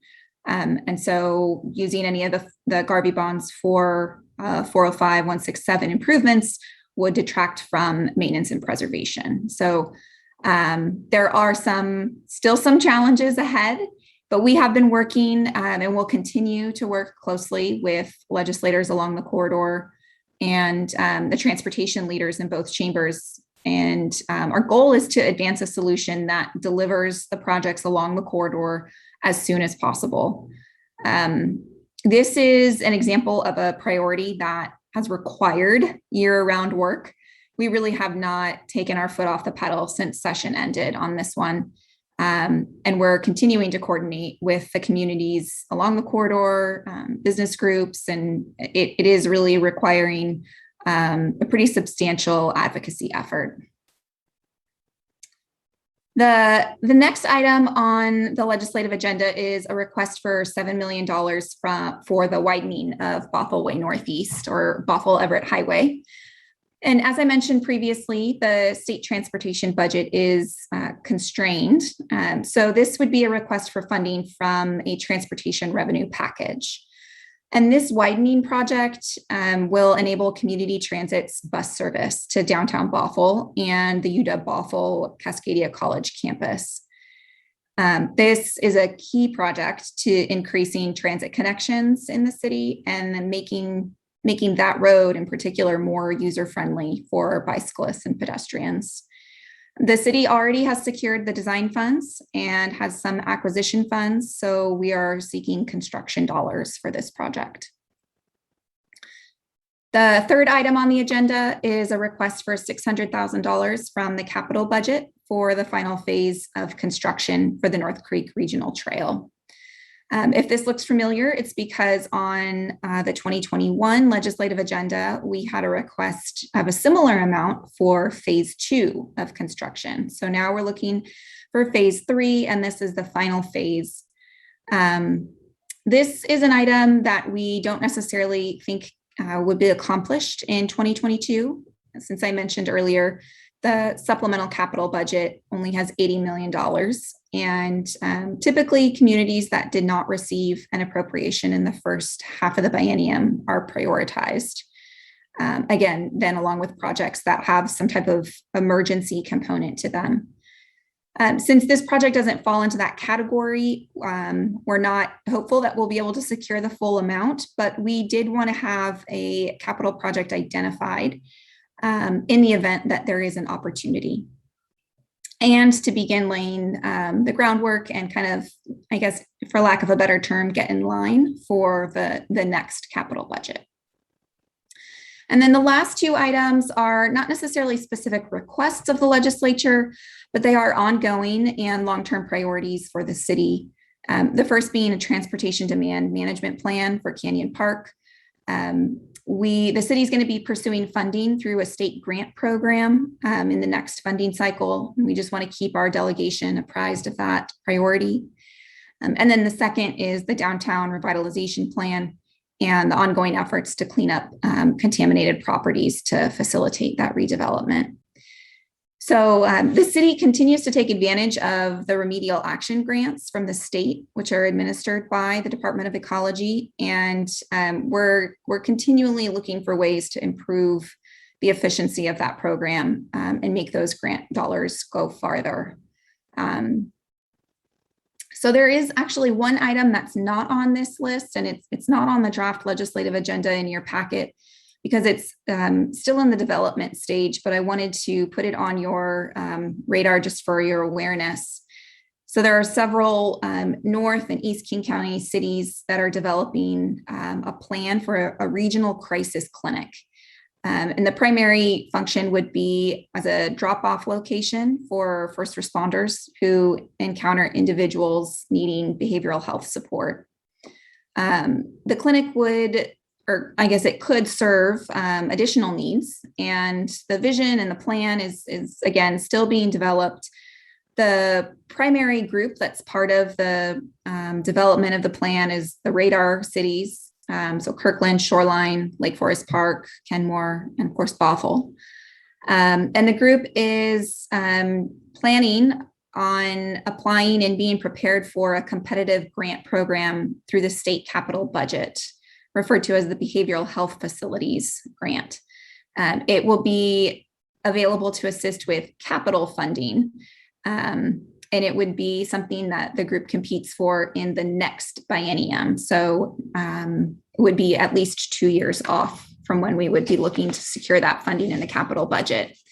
In the meantime, we'd be looking to secure operating dollars and to make sure that there's a really strategic way forward to make sure that that crisis clinic is sustainable long-term.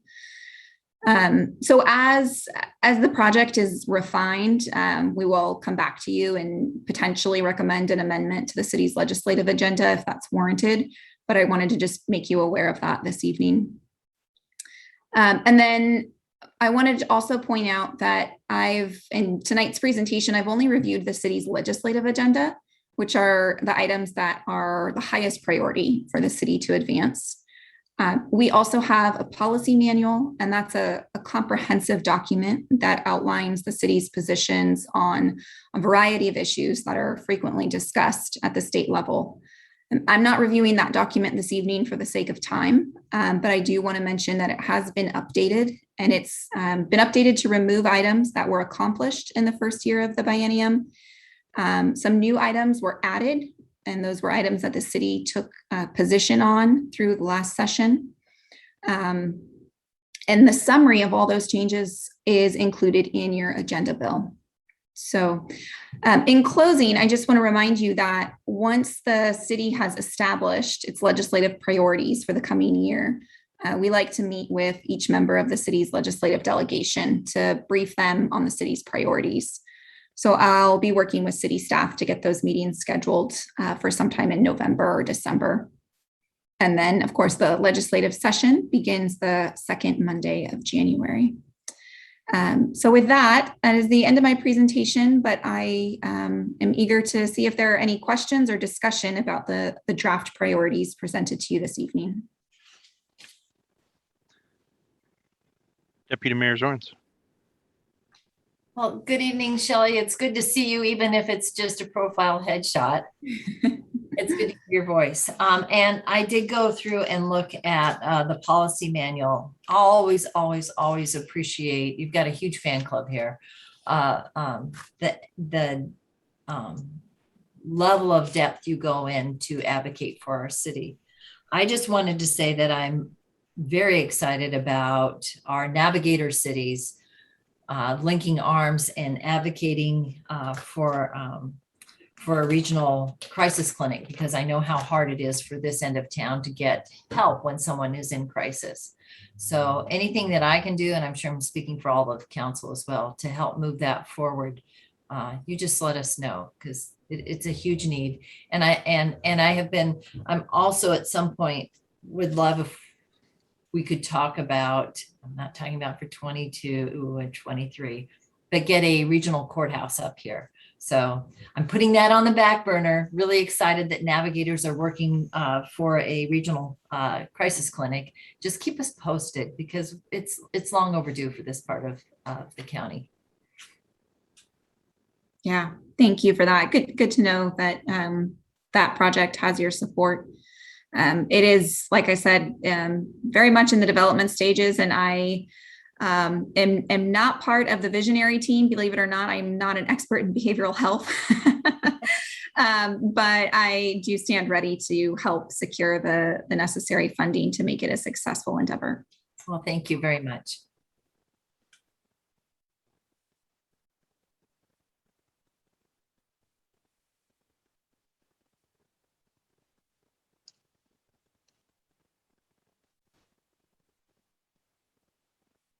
Quiet crowd tonight.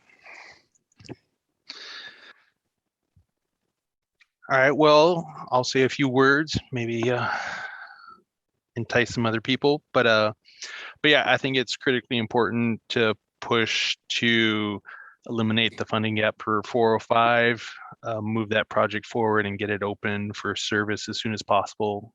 It's really critical for the 405 BRT and just our community in the region. So I think that one is especially important to keep going.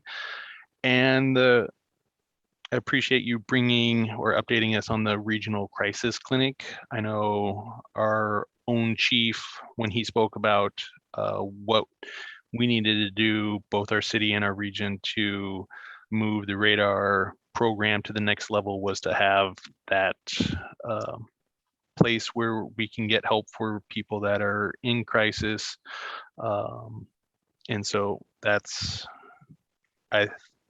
another piece that's critical to getting that navigator program to the next level. So yeah, when that comes forward, that would be great. And yeah, I think our council is very supportive of that, as we are of the entire radar navigator program.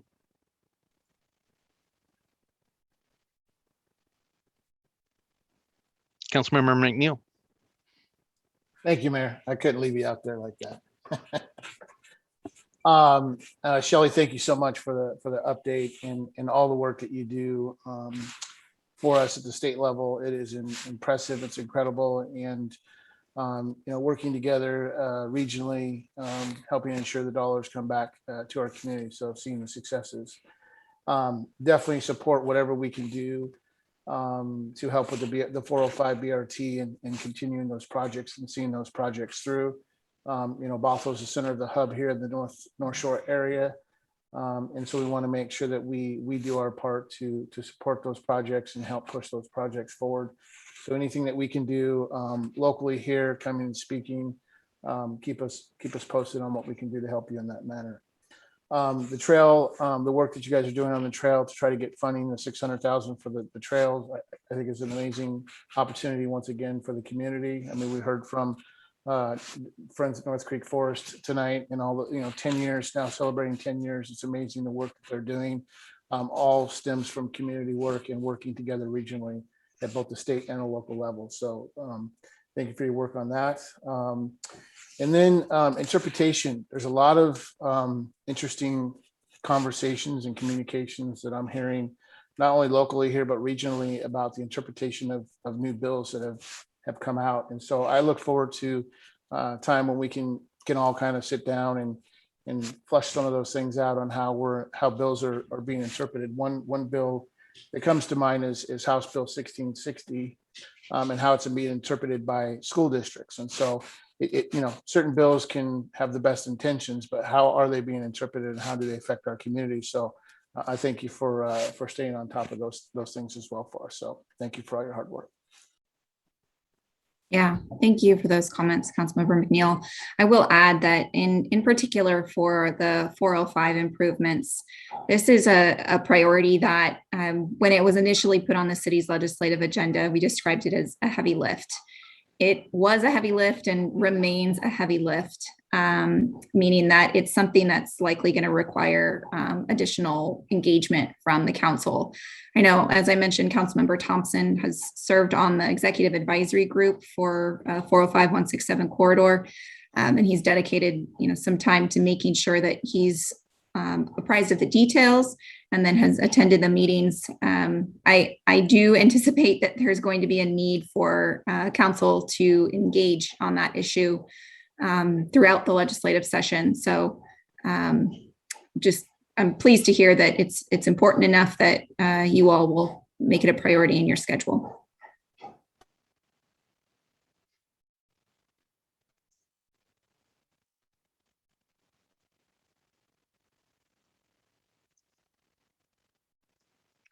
All right, so not seeing any other questions or comments, so I would look for a motion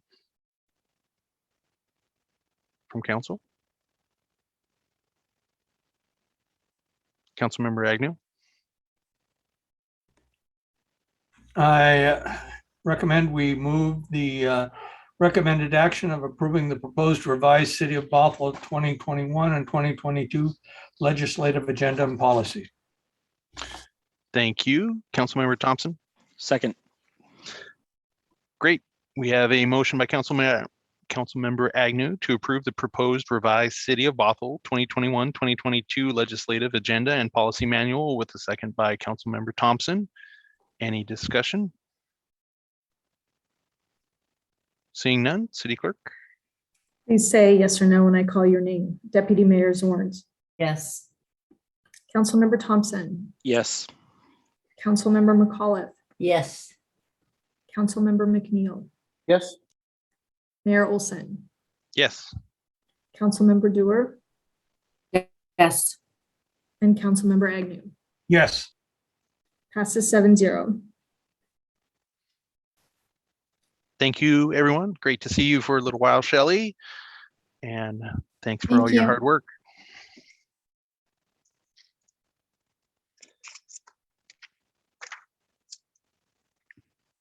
On to AB 21-147, consideration of acceptance of drone donation. And we have our police chief, Ken Subler, with us. And there he is, Captain Mike Johnson. Can everybody hear me okay? Yes. Perfect. Never know when I log into these. So good evening, Mayor, Deputy Mayor, and City Council members. Tonight, Captain Mike Johnson and I are here to ask for City Council approval of a donated remotely operated aerial system, or ROAS, from Bothell Robotics, which is a business located right here in Bothell. Oftentimes, remotely operated aerial systems are referred to as drones. Before I turn this presentation over to our ROAS commander, Captain Mike Johnson, I just wanted to provide a little background into our ROAS program and how it came into existence. ROAS programs, or drone programs, have been successfully used by law enforcement agencies and communities since about 2005. Over the years, their use has grown as communities and agencies find new and innovative ways to become more and more efficient and improve community and officer safety. In 2020, I presented a budget request to council for funding of our ROAS program, which I did receive. In the late summer or early fall of 2020, we received a donated drone from Bothell Robotics after they learned of the loss of one of our officers. We were going to present an AB before council requesting the acceptance of the drone, but to be frank, I got a little ahead of myself. We had to do some due diligence and research to determine if this was actually a aerial platform that was going to meet ours and the community's needs. So part of the due diligence included determining if that drone that had been donated would meet the needs of our community and department, conduct community outreach forums on the development of our ROAS program, and use that feedback to craft our policy and the program. Reach out to other subject matter experts like the ACLU, Homeland Security, the Department of Justice, the Washington Association of Sheriffs and Police Chiefs, International Association of Police Chiefs, as well as our neighboring agencies who utilize these platforms. We developed our ROAS policy and guidelines based on those conversations and that community outreach. We spoke with our DEI consultant, Shannon Kelly Ray, about the program for input. We also created a page on our website that provides information on our ROAS program with links to FAQs, our policy, flight logs, how to make a complaint and provide feedback, as well as make a public records request. Now that we have completed those items and determined that the drone from Bothell Robotics not only would work, but is better than many of the remotely operated aerial systems out there, we decided that we had done our due diligence and we would resubmit this for your approval. With that, I would like to turn this over to Captain Mike Johnson, who will provide you with more details on our ROAS program. Captain Johnson. Thanks, Chief. And Council, thanks for having us tonight. We're here to talk to you a little bit about how our police department is planning to make Bothell a safer place to live, a safer place to work, and a safer place to play. We have been working, as Chief said, to implement our new drone program in our community. It's going to allow us to find children more quickly, lost children more quickly, locate adult walkways from family or long-term care homes before they get too far. It's going to allow us to be able to keep vital infrastructure like highways, roads, and walkways open and moving to help people and goods get where they need them to be. Talking again about our new program, the Chief said it was the Remotely Operated Aerial Systems Program. I'm going to interchange the term drone and ROAS throughout the program. A lot of people commonly refer to this platform as a drone. And like many other law enforcement in our agency or in our region, we're utilizing the drone to maximize our efforts and reduce the amount of time it takes us to locate lost people, as I mentioned, investigate major collisions of crime scenes, and to assist in any other large-scale human-caused or natural disaster. As you may or may not be aware, multiple agencies in the Puget Sound area utilize drones already in a variety of ways. We've even requested these agencies to assist us in our town by using their drones to help us investigate scenes of Bothell. Most notably a homicide that we were investigating recently, as well as an incident on Main Street where a driver intentionally tried to run people over. State Patrol came in and assisted us with that, gave us just an amazing 3D rendering of the scene that was vital to our investigation. Some of the stuff that we plan to do with it, as mentioned in our policy, is investigative support. That includes major crimes and crime scene documentation. I just want to point out real quick that juries these days are big fans of this type of documentation from these sort of platforms. The drones are able to provide a 3D rendering of a homicide scene, for example, and these renderings are rapidly becoming expected in major criminal investigations. So this tool allows departments to be able to do that. It's instrumental in hazmat response, giving us aerial perspective, search and rescue, as we've mentioned, lost kids and walkaway adults. The drone will allow us to rapidly search multiple locations. It takes the human resource component from multiple officers to clear a park or a wooded area. The drone can do it in just a matter of minutes. Barricaded persons, it allows us a tactical operating view of those types of calls. Traffic collisions, as we said, that would be deemed appropriate by the traffic supervisor. We wouldn't probably deploy a drone on every collision in the city, but again, juries in civil litigations and these types of hearings are looking to see high quality recreations of collision scenes, especially those rendered in 3 dimension. Disaster response, floods, earthquakes, etc. Tactical support, deployment of officers and equipment in any type of emergency situation. The observation from a drone would be invaluable in those types of calls. And it does provide situational awareness and visual perspective of any of those large scale incidents. As the Chief mentioned, when we were first approached by Bothell about donating a drone, we thought, yay, look, we're going to get this drone, and what an incredible piece of equipment that we've been talking about trying to get for a few years. And we realized after it got put on the council agenda that we did get out ahead of ourselves a little bit, and we hadn't had time to conduct any community outreach. The offer from Bothell to donate the drone to us came immediately on the heels of us being involved in an officer-involved shooting, which resulted in the death of one of our officers. After we started to recover from our loss and we started trying to come back as an organization, we revisited the drone idea, started looking at ways to engage our community about the program. And this was done kind of in the spring and the summer. And I want to point out that we did engage on multiple occasions with our community as we developed the program. As a result of the engagement, the policy and the procedures governing the program were steered and shaped after review of the questions, the comments, and the concerns and suggestions from the members of our community that we were fortunate enough to be able to chat with. I just want to highlight some of the engagement. Included 2 different online forums that we called Conversations with the Chief. They were more open-ended for community members, but they rapidly turned into being very drone-centric in topic.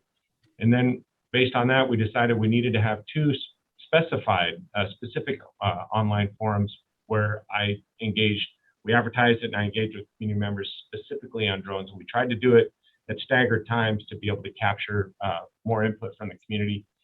We did have an online forum with a Bothell interfaith group, specifically again focused on our ROAS program.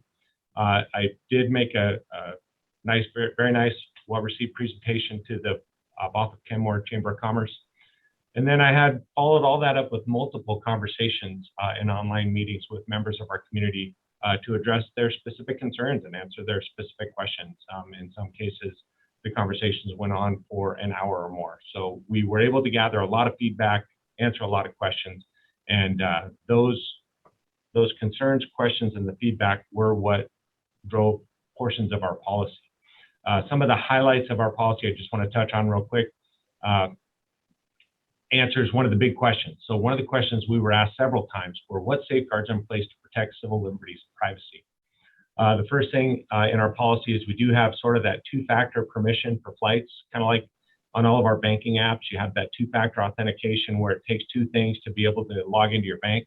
We kind of have that here. So in our policy, it's spelled out that a pilot can't just put the drone up in the air without seeking permission from the supervisor.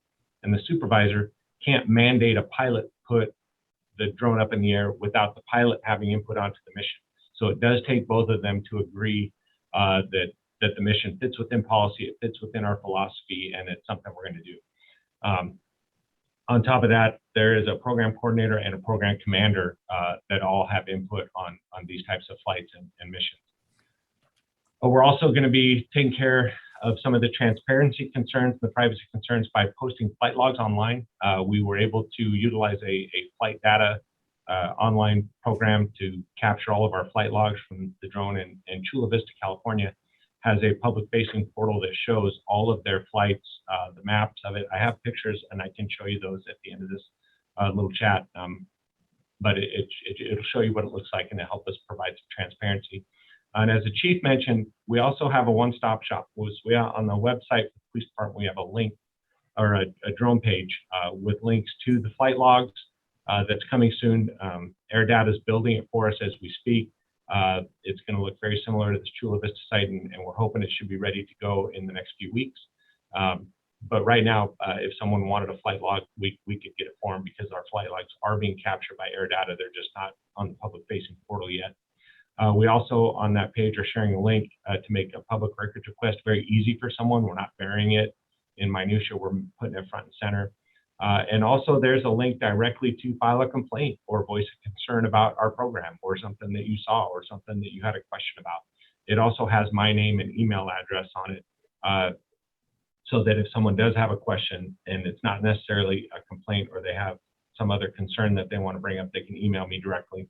As I said, I've already spoken with multiple members of our community, and the program has been fairly well received. And again, a lot of the comments and concerns have been surrounding the privacy concerns. And I also think, real quick, it's important to mention that our policy does include language that prohibits our remotely operated aerial systems from being used to conduct random surveillance. The policy also includes language that we will not submit any videos or pictures from our aircraft or the remotely operated aerial system to facial recognition software. And additionally, the policy prohibits us from arming the drones or putting any kind of payload on them that would do any damage to a person or anything like that. We can install lights on the drone, but they're simply small little lights. And real quick, I will show you, this is the size of the drone. So anyone that had a concern that it could have a payload that you could really arm is not that big. When it's folded up, it's about the size, the chief likes to say it's about the size of a shoe. Some of you probably, your kids have a shoe bigger than this, but for us, this is what it looks like. And the only payload that's on it right now is the camera system, and it does have a light that clips over the top of it that allows us use it at night a little more effectively.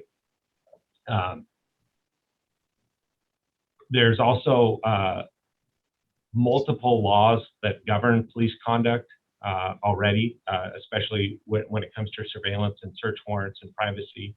And violation of many of these laws could lead to decertification for an officer, termination from our organization, and/or incarceration if they abuse their powers. So there's a lot of safeguards in place to help us manage the program. As the chief mentioned, we have purchased an Autel drone, which we've used recently on 2 incidents. Our 2 pilots, 3 pilots were out conducting a training flight recently when the Bothell fire crews were working a fire in the area, and they were able to put the aircraft up over the fire and gain an aerial perspective that they shared with fire personnel on scene. Additionally, a couple days later, we were getting multiple calls about a long cylindrical shaped plastic bag wrapped up with other plastic bags in the slough. And upon first glance, it looked very, very similar to what a body would look like if it were wrapped up in plastic floating in the slough.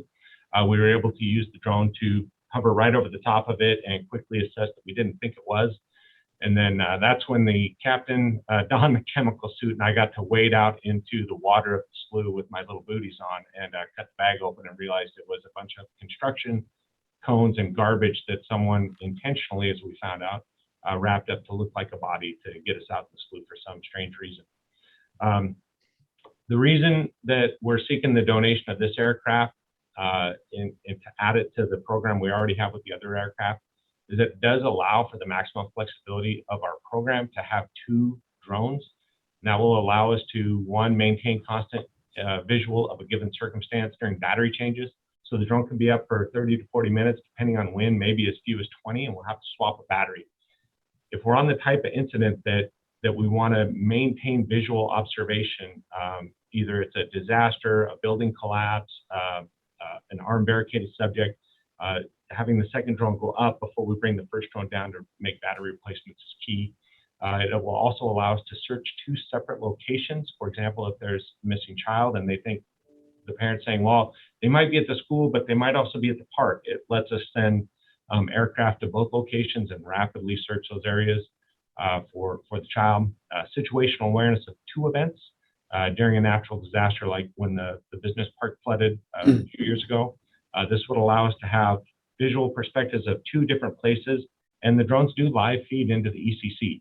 So anyone that's assigned to the ECC would be able to see exactly what the drone is seeing and could even redeploy and say, hey, we need to see the building to the south, send it over the building to the south, and then decision makers can have that information immediately. And then finally, one of the things is we want to be good regional partners. And as others have loaned us their aircraft, we may also be called upon to assist others in their jurisdictions. And if we do send one of our drones to another jurisdiction for a lost child or a fire or some other type of incident, and then something were to happen in our city, we would have our other drone rapidly deployable and be able to put it up immediately. And I would like to end with our goal will always be to retain the best practices in all things we do. I can assure you this policy and this program will be reviewed and adjusted as new case laws become available, as new technology becomes available, as different best practices come up. As the chief mentioned, when we crafted this policy, we reached out to the International Association of Chiefs of Police. We reached out to the Washington Association of Sheriffs and Police Chiefs. We reached out to the ACLU and got some of their best practices and incorporated some of their language from their website into the policy. And I probably reviewed 10 other policies from our neighboring agencies to come up with what we thought would be a program that would work for our community. One of the things to keep in mind is when we call Linwood or State Patrol or Renton to bring their drone into our city, they're flying it under their rules and their policies and what works for their community. We feel it's very important that our program fits our community and the people who live here, because we know we're very unique. Being in 2 counties for one, and the make of our community is just unique in itself. And so we really wanted to make sure that our policy and our program fit what our community needs are here. And with that, I will turn it back over to the chief to see if he has anything to add, or we can also open it up for questions. Just real quick, one thing that I don't know if we explained, this this drone's a little bit more than the one that you would go get at Costco. The one you get at Costco is a toy. This is not a toy. This has a high definition camera on it for use in crime scenes that we also use with additional software that we purchased called Pix4D, which Captain Mike Johnson talked about, recent homicide scene. We use that for mapping of scenes. We use it for mapping of collisions, especially with the region growing and we're talking about expanding roads. It's super important that we get collisions cleared in a timely manner. I think we get a fair amount of comments from the community on traffic congestion in a non-COVID normal world. I know we're going to get back to that point at some point in the future. And having tools like this available cuts the time of road closures down by about 2/3. So being able to map that stuff from the air and being able to open up those roads to get traffic and buses moving in a more expeditious manner is key. So, and they're also, our pilots are FAA Part 107 certified. It's not just something that we went down to Hobby Lobby and, picked something up so we could fly it around. The training is extensive. And again, that's part of our best practices in our policy. So with that, I'll open it up to anybody who has questions. Councilmember Agnew. Yeah, does it have infrared capability? It does.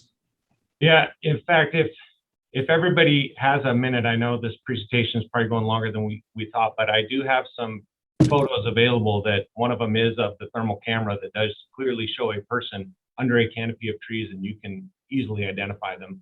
And it'll find a hot spot in a fire. Yeah. That's what I'm worried about. Yeah. Yes, sir. It absolutely would. But I can save the pictures till the end, or I can show them now if everybody wants to see them. It'd take just a minute or two. I'd say take a minute. Yeah. Let me.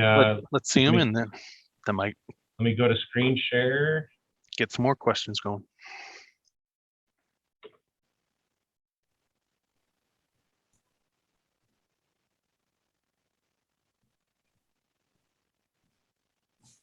Hopefully everybody's seeing that. Yep. So this is the potential body in the slough on the top. The one underneath it is the RV that was on fire. And then the bottom right corner is a subject, and the drone's at about 350 feet elevation right there, altitude. So, and that is a very thick tree covering. It's a video that we took as a training mission. That's one of the detectives standing out there. And as he walked around, we could see him as clear as day. And it was easily identifiable as a person moving through the woods. Here is a 3D rendering of the amphitheater at Bothell Landing, the bridge. Detective Davis is one of our pilots. He and I went down there the other day and we shot this. It took maybe 15 minutes. And when you zoom in, we didn't do zoom in for this video. I just wanted to show everybody what it looked like. The water is there. It had trouble with the water because it was such a clear, still day that the reflection was causing the camera some problems. But you can see as we start to zoom in, there's a couple pictures we have of the building that shows a couple little paint chips. The thing's remarkable. If this was a homicide scene, would we be able to zoom right in on that and show a jury exactly what was going on? And you can use it for measuring. So if we would put out a couple of placards in this video, you could get down to, I think it's 36 thousandths of an inch or some 36 hundredths of an inch, which is more than adequate for any kind of court. Here's the flight log that Chula Vista has. It's a public facing portal that's up all the time. Anyone in their community can click on this link and see where they've been using their drone. You can see it. The information is the date, the time, the location, the type of call that they were responding to, and the flight path of the drone. If someone says, hey, the police drone flew over my house, they have a record of it. And that's available for anybody. And then this is what the non-public facing portal looks like to us. So for supervisors, if someone called me and said, hey, I have a concern about your drone, I will be able to go to this over the satellite imagery and see what they were talking about. It has more information than this. This is just the screen that I captured. But that is what it looks like. And so hopefully that answered your question about the thermal, Councilmember Agnew, because we would definitely be able to deploy it at any fire, looking for hotspots, looking for flare-ups, looking for any, any person that might be laying in the backyard or somewhere we missed under a bush. As firefighters scan the area looking for people who may have come out of the house, we'd be able to hopefully find them using the aerial platform. Yeah, I appreciate that. I remember when you first brought this to our attention, it was specifically to be used by both fire and police. So thank you very much. Yes, sir.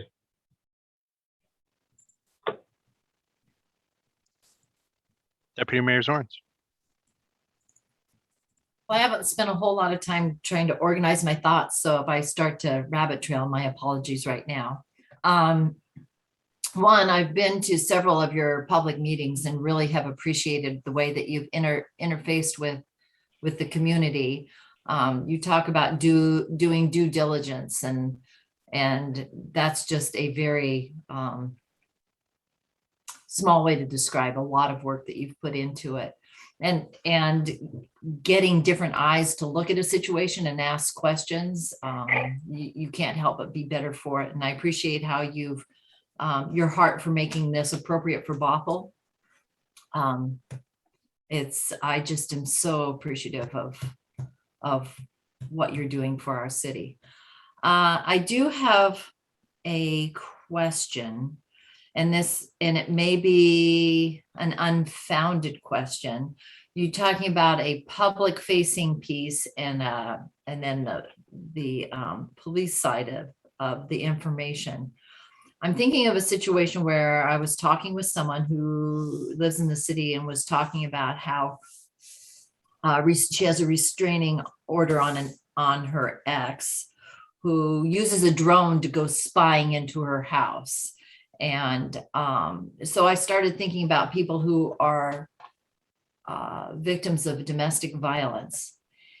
Would there be a situation, well, managing the public misusing drones is one thing, but for us, we can control what we're doing.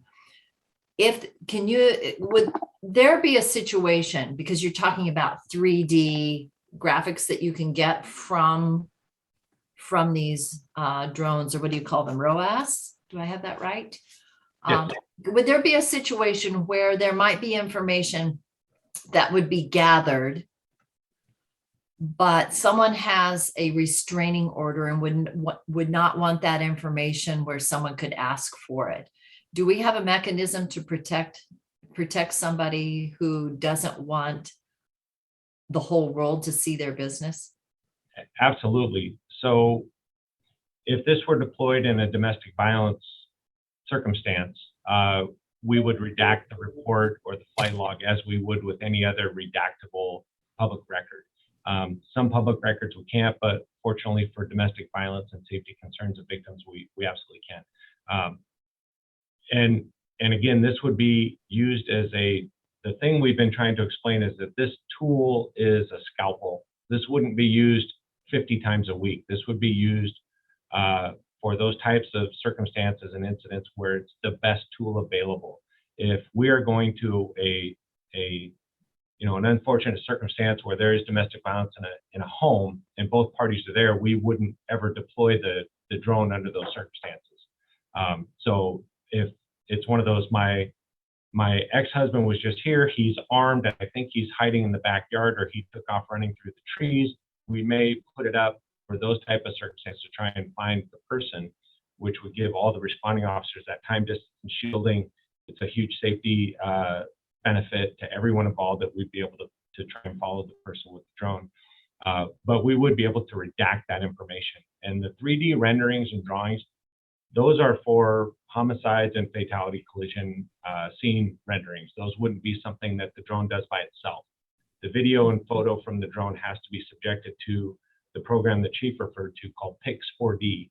And it is something that takes the picture from the Bothell landing, that took, I think, 2 or 3 hours to compress all those and stitch all those pictures together for the computer to do it. So it's not something we would do on every call, but the flight log mapping over a house if it involved a victim of domestic violence, we certainly would take precautions to ensure that the information didn't get posted.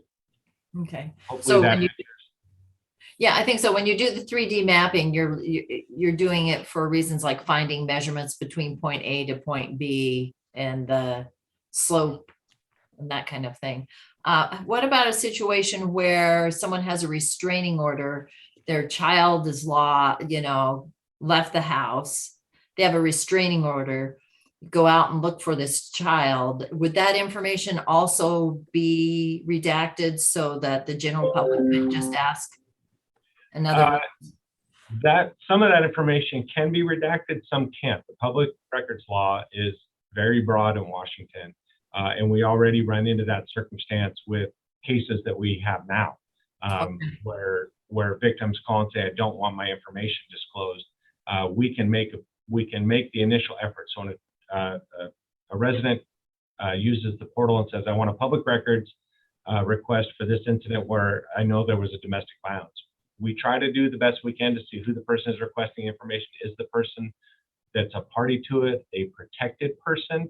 And if so, we do the best we can to redact the information and withhold it. But the public records laws are something that is a consideration of everything we do, and we would always do the best we can to err on the side of protecting victims no matter what. Okay, so another hypothetical question. A parent has a child who's let themselves out, a young child who's let themselves out the door, has a restraining order, does not want the drone to be used to help find the child. Would that be something our department would honor? That would be something that would be discussed between the parent, the on-scene supervisor, and probably a commander. It would be very challenging for officers to sit there going, "We know we can send the drone up over that wooded area and clear it in 2 minutes and find this child," or wait till we have 20 search and rescue volunteers here 3 hours from now. I mean, I'm sure there would be a lot of ongoing conversations with that parent who's the protected party. But we would do the best we could to honor their wishes in the spirit of what they were trying to accomplish. Right. Well, so try and assure them of this while still trying to accomplish the mission of finding the child before something bad happens. Right. Well, I'm sure that you must have occasion where you run across someone whose life is very complicated and they're just they're on survival mode and trying to help them navigate it.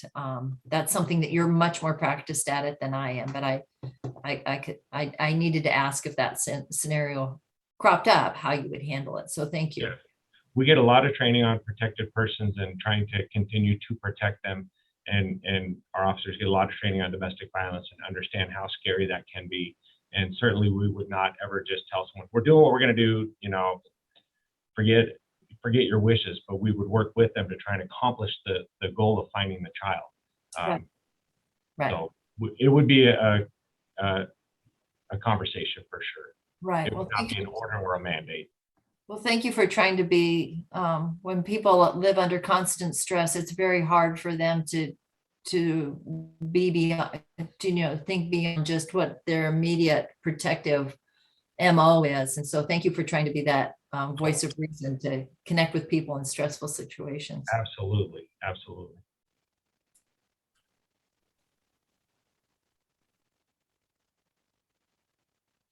Councilmember Dewar.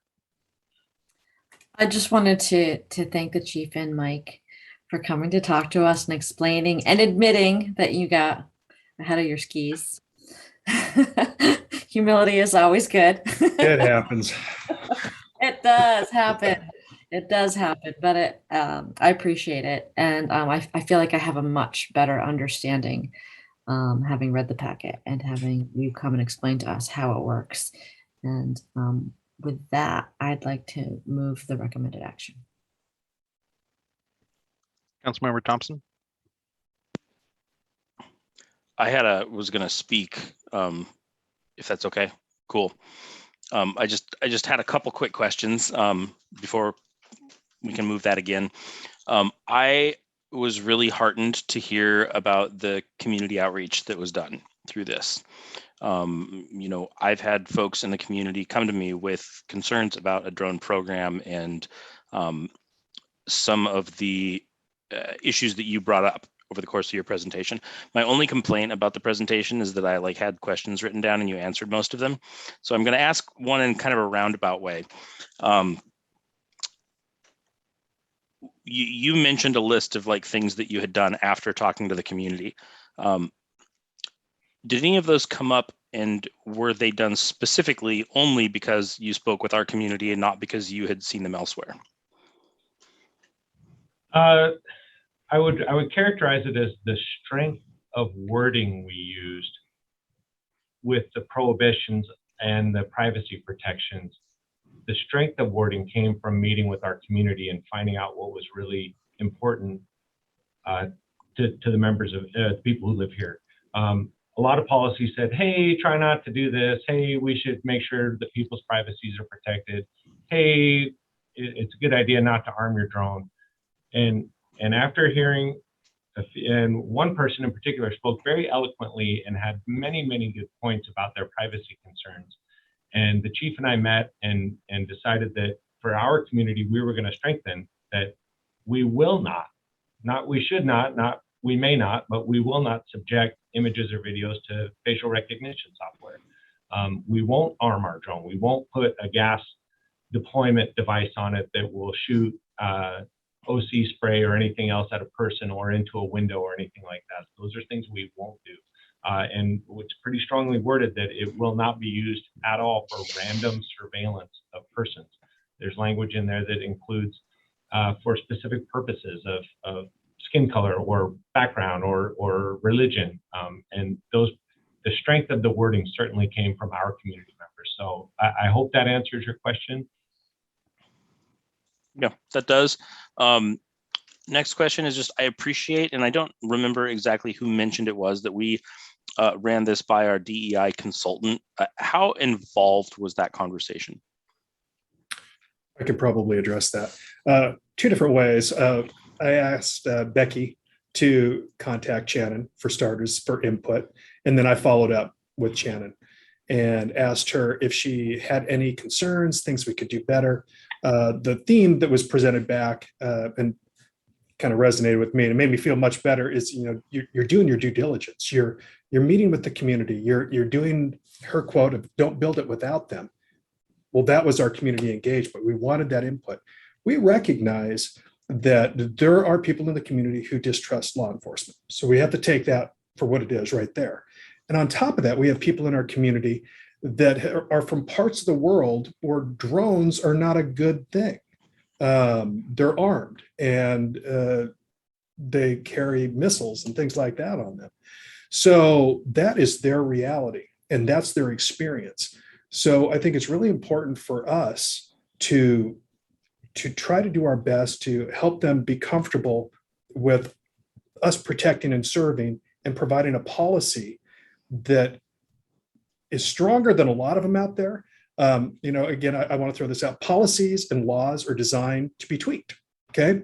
And they kind of ebb and flow.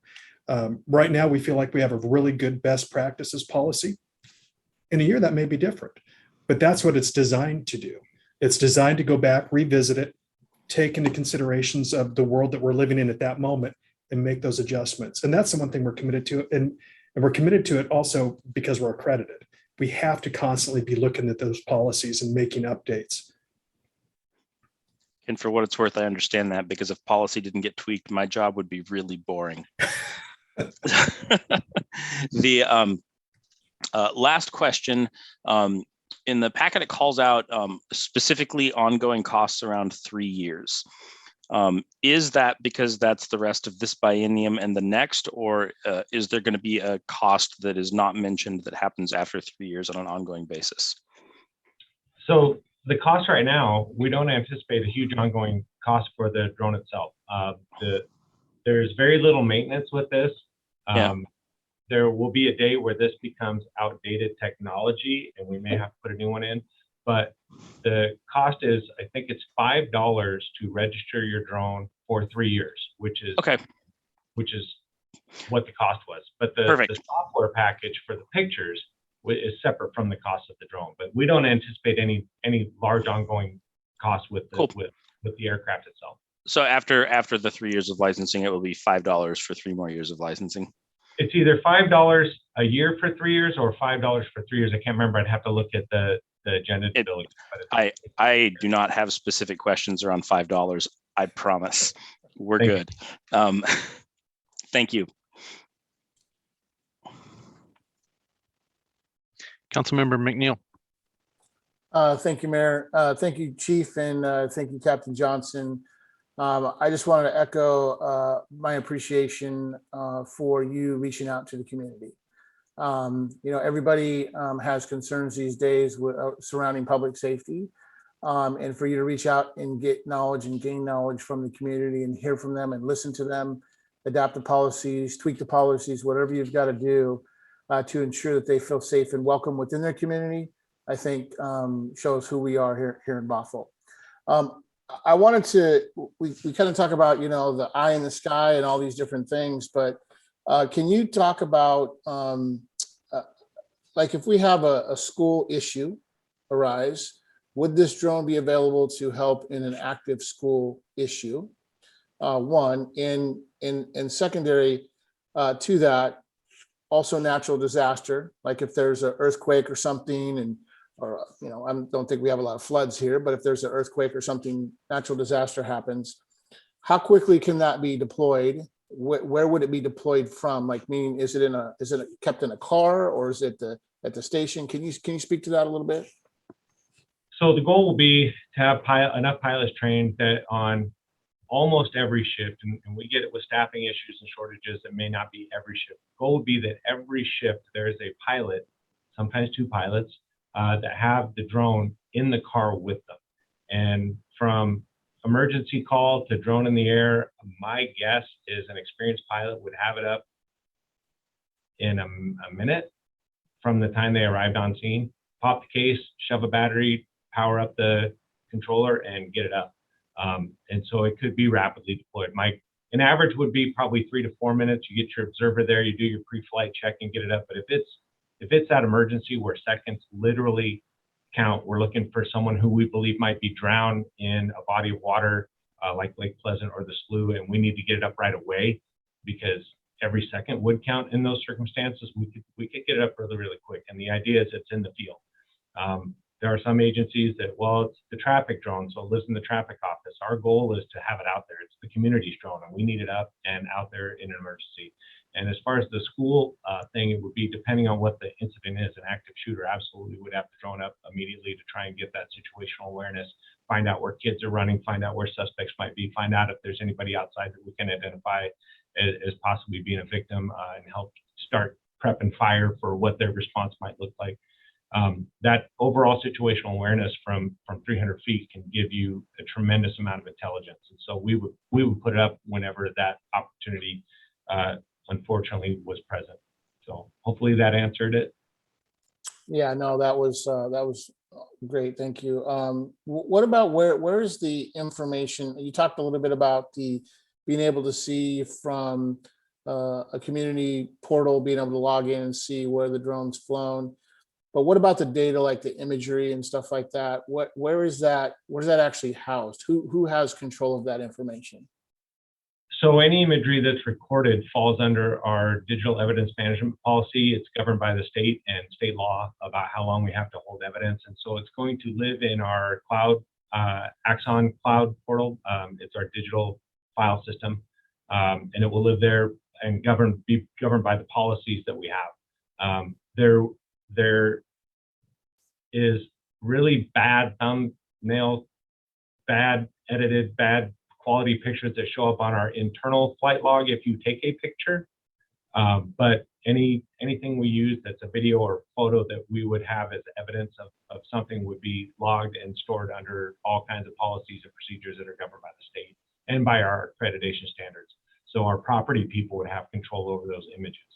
It wouldn't be the officer. So they all get down. They'd all be uploaded into the cloud. So we would have total control of that. No outside entity would have any of that information, so we can control it through our policies. Yeah, which is another advantage of us having our own program where State Patrol comes in. It's their pictures. For that, thank you. May we please see them? We appreciate your help. With our own program, it's our evidence that we would keep in-house and have control over. Fabulous. And last question would be, would there be opportunities throughout the year for there to be something that comes good, like a community benefit? Like I think there were some aerial shots of the Wayne Golf Course at one time. Would there be a benefit, public safety benefit, having maybe a day with the police and do some shot of a park or something? Is there something like that could be doing a positive note, or how would that work? Well, we'll probably have a little show and tell at the community academy, where we have our residents attending the community academy right now. One of the things that is allowed for in our policy is public demonstrations of the drone. So if there was either the Boy Scout camp down at Blythe Park or the Girl Scout camp, we could potentially, if it was arranged and they wanted a cop car to come down and they like to sit in the cop car and those motorcycles or whatever, we could potentially bring the policy does allow for the drone to be down there, but it's one of those things where, again, we wouldn't be able to take photos and pictures because the juveniles involved unless all the parents were there said, no, we would love for you to email us this picture, whatever that looks like. But we'd have to be very mindful if it was juveniles, or if there was a big lacrosse tournament and somebody wanted an overhead, scale picture of the lacrosse tournament. The policy does allow for public demonstrations of the use of the drone. Yeah, and I was selfishly asking that question because I think it maybe lends itself to an opportunity to do some of those things about humanizing the youth, our community with police officers, and engaging and just kind of showing what our city looks like from a higher perspective. And if we can somehow, incorporate that to a positive message within the community, I think it just gives you just that much more benefit into the community. Yeah, the policy absolutely allows for it. And the policy allows also for other departments to utilize the drone for their purpose. So if GIS needed it, or if the city communicator wanted a picture of the new bridge or something like that, the drone, the policy does allow for those things to occur. So we have lots of options. Fabulous. So thank you so much, both of you. Yeah, thank you. Councilmember McAuliffe.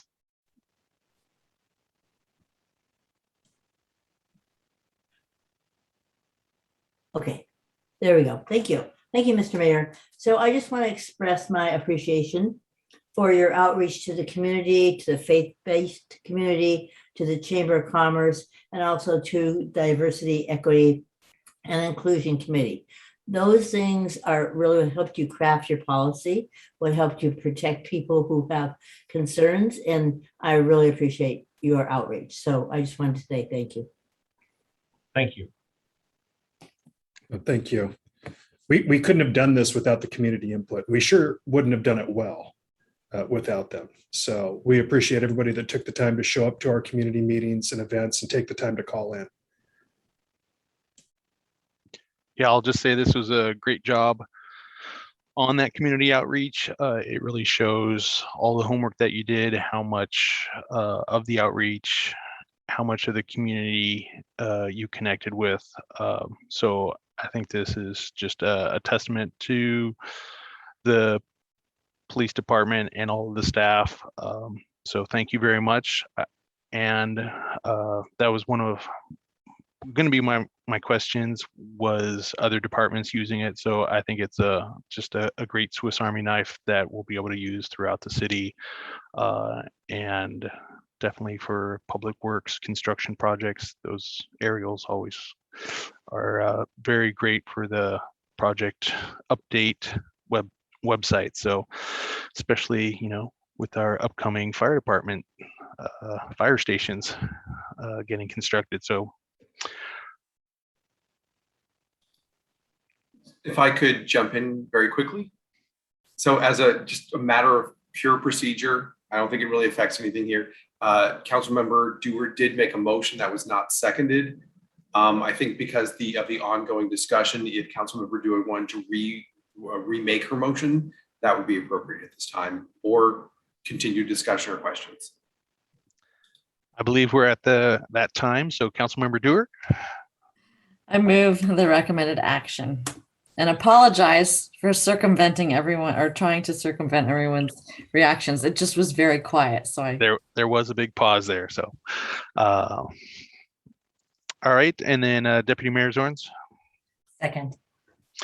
All right. So I have a motion by Councilmember Dewar to approve the donation from Autel Robotics of Autel Robotics Evo 2 dual range rugged bundle drone package in the value of $10,000 with a second by Deputy Mayor Zorns. Any discussion? Councilmember Dewar. I just thought none of us mentioned the donation, and I just wanted to, I can't remember who's donating, but I appreciate them stepping up and giving this drone to our police department and our community. So real quickly, Councilmember, is Autel Robotics, and they are the Bothell company. They're right up in Canyon Park, and shortly after our officer-involved shooting incident, they reached out to me, and the person who reached out was a former police officer, and he apologized profusely because for the previous 6 months, they had it on their agenda to reach out to us and give us a drone. Then when we were all over the news, they went, "Oh, we should have gave this to them because they probably could have used it." Incidentally, a drone was used that night that helped us take that subject into custody that was hiding on the roof. So that was one of those instances where a drone was used in the city. But Autel Robotics has been great throughout this whole thing for us. They're an amazing company, and we very much appreciate what they did for us. So thank you for bringing that up, Councilmember Dewar. I appreciate that. Yeah, and please extend our thanks. That the council, we don't often have those interactions, but I'm very grateful and appreciate any time the community steps up to help us, because as we all know, our budgets are a little bit tight. So anyway, I just wanted to mention that really quickly. Any further discussion? Seeing none, City Clerk. You say yes or no when I call your name. Deputy Mayor Zorns. Yes. Councilmember Thompson. Yes. Councilmember McAuliffe. Yes. Councilmember McNeil. Yes. Mayor Olson. Yes. Councilmember Dewar. Yes. And Councilmember Agnew. Yes. Motion passes 7-0. Great. Thank you both. Thank you. Appreciate all your time tonight. Thank you very much. On to council conversations. Councilmember Dewar.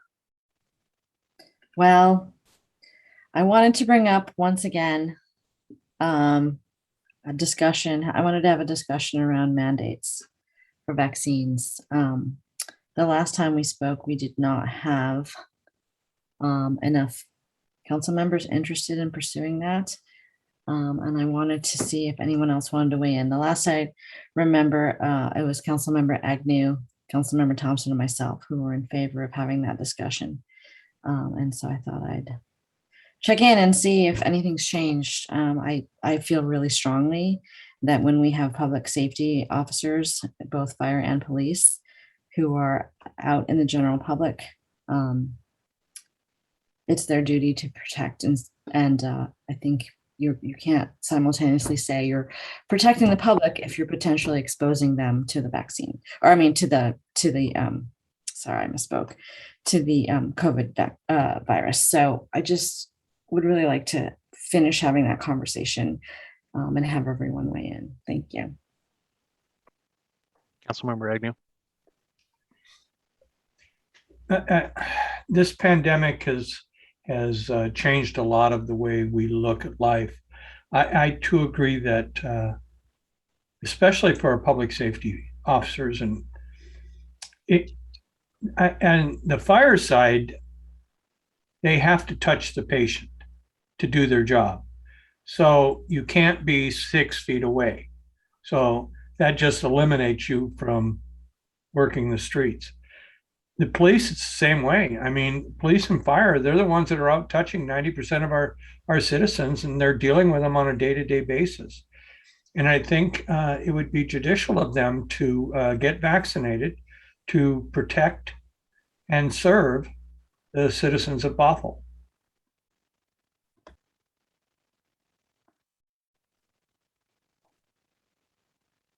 Councilmember McAuliffe. Thank you, Mr. Mayor. Do we know what percentage of our police and fire have been vaccinated? I thought I saw that somewhere, but I'm not sure. Councilmember Dewar. I believe the last, I don't remember the fire number, but I believe police is only 50%. Unless it's changed since I last heard. Councilmember Agnew. It's a handful for fire. I talked to the chief the other day. He thought it was going to be probably one person, but he wasn't really sure. I talked to the union president and he said there may be a handful, but we don't know who's been vaccinated since then. Councilmember McNeil. Thank you, Mayor. So my understanding is fire, because of their proximity to firefighters, because of their proximity to the public, it's mandated that they have to be vaccinated, if I'm not mistaken. So I think that's already a mandate. Police, I don't believe is mandated yet, but I'm not 100% sure. But I would, as far as the mandate portion of it, I would like to see how it affects all of our employees across the board. And I'd like to see where we're at. But if I'm not mistaken, I think I heard recently that it was like 2 to 7, I think, potentially, for fire. And I think 70% of police or city employees. So I don't know how they're calculating that, but yeah, I think we should at least hear about it. Deputy Mayor Zorns.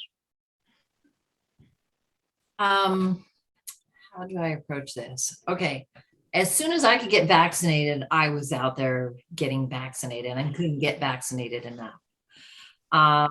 And we already have a mandate on a state level. So I'm not exactly sure what us adding a mandate would do. I do want to say, though, is that I am firmly convinced, looking at the way that this virus is acting, is that COVID is going to be a new shot every year, like the flu shot. And so at conversation, if we think mandating communicable diseases, airborne diseases is important, an important discussion. You know, I don't want to be glib and say, because I get the flu shot and COVID shot, I should be the standard. However, my personal convictions is that if we're looking at the COVID becoming an annual shot like the flu shot, there probably is a place as our world gets more compressed and airborne diseases viral diseases get passed around very easily. There probably is a place as a city to talk about annual mandated flu shots and COVID shots, which I just want to say, I went in to get my agenda packet this week and saw that staff was all lining up to get their flu shots. A little bit jealous that they were able to have accessibility to it, but grateful that that it was set up so that our city staff could go in and get their flu shots, which is fabulous. But as far as mandating COVID shots right now, I don't know what that would serve beyond what's already happening at a state level. So I'm not, though I'm for the vaccination, I'm not ready to say, yeah, let's mandate it here, because I think there's a deeper discussion that needs to happen. There's some new vaccines that are coming out. We need to see what's going to play out so that we can give people choices. There's, health concerns that people have. So let's let the state play their mandate out and then have this discussion. Councilmember Thompson. Mayor, I believe there's only a state mandate for fire. I don't believe there is a state mandate for police as of right now. And that's reflected in our vaccination rates. As of a couple weeks ago, I think we got an email, it was right around 50% police and around 70% for fire. I mean, and these are the kind of things that I think it would be really good to have the discussion to just flesh out and to talk through. I think what Councilmember Dewar is looking for is just people that are willing to have the discussion with an agenda bill where we can have staff come, give a recommendation, talk about those specific things that are specific to Bothell, so we can make sure that we make the best decision for our community, because really this is about keeping our community safe from something that's killed a whole lot of people. I thought I heard Councilmember McNeil. Did you mention that you'd want to have the conversation? Did I hear that right? To talk to city staff about it.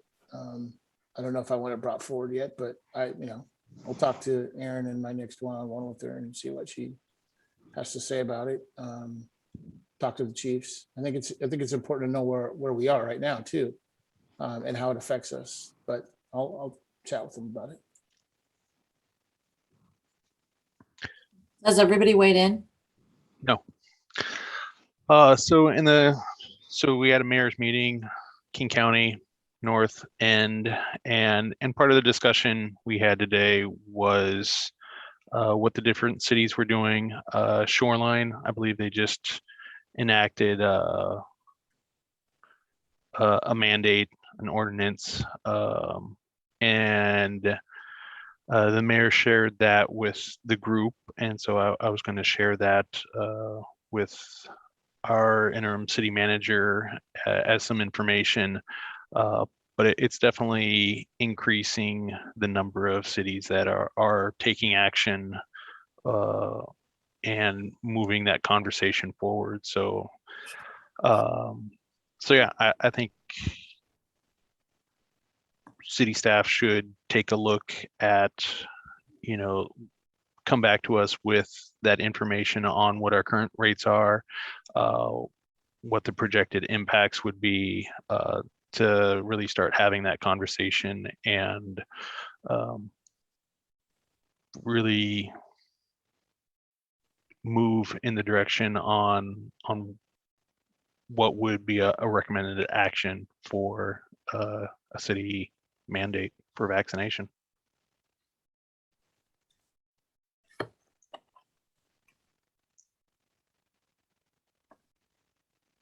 Councilmember Dewar. So that sounded like four to me. And I had a question. We used to be invited to get our flu shots too. Is there some reason that does staff not like us or that we don't get flu vaccines? Just kind of curious if there's something. Yes, yes, that's why. That's totally why. Yeah. I know we're not supposed to talk during this time, but we had, due to staff shortage, the person that organized that is no longer available. But the impetus was Councilmember Dewar. Paul was summoned. I know. At least I know now. Thanks for the clarification. Yep. Careful what questions you ask. Deputy Mayor Zorns. What would we do without Paul? Could we just have like a group appreciation of Paul? Just so fantastic. Anyway, my goodness. So can I do a little shift where we can talk about North Creek Forest in 10 years? Pretty fabulous. And I think council's feeling some concern about Shelton View and what could potentially be happening with Shelton View. So I just am very, very appreciative of the teamwork that North Creek Forest. I remember before North Creek Forest. I remember back in my day. I mean, 10 years. My goodness. Hang on a second. I'm going to ask my husband to turn off the kettle.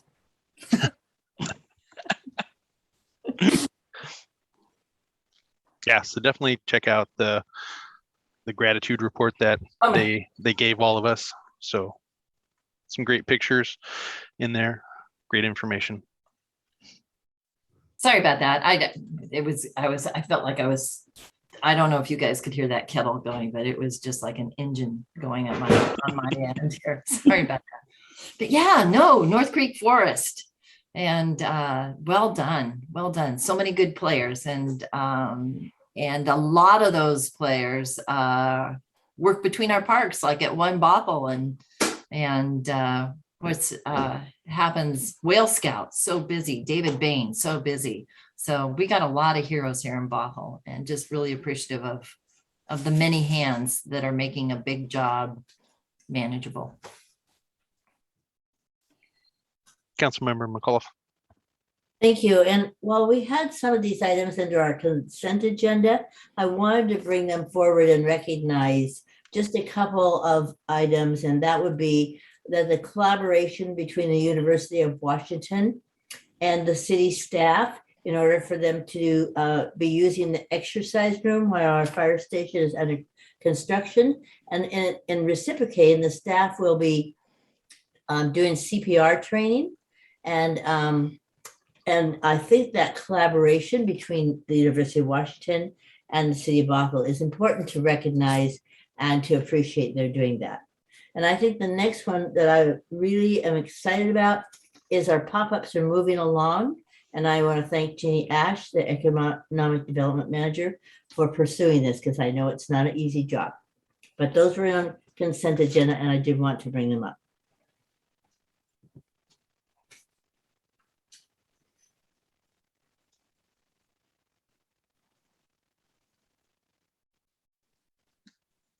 Deputy Mayor Zorns. I just want to say I have another hero, but you're going to have to stay tuned for next week. Oh, Gene with the teaser. Yes. Councilmember McNeil. I wanted to give a shout out to Bothell High School for the way they celebrate their teams coming down from the school to Pop Keeney. If you've never experienced it, it is super cool. So hopefully more of our schools can have the opportunity to do that, more of our youth. But I'll tell you, it is amazing hearing that band come down that hill and going to that stadium, and then the cheers. I mean, I got to stand there this past weekend with my boys looking into the game from the north end of the stadium, and it's incredible. It's an incredible scene. If you haven't had an opportunity, you should all try to get down there and enjoy a game down there. It's pretty cool. It really is. It's lots of fun.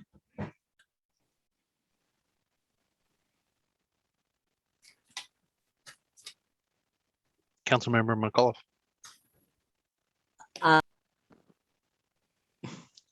Just muted yourself. All right, unless there's a lot more conversation, I'd like to vote to adjourn. I recommend we adjourn.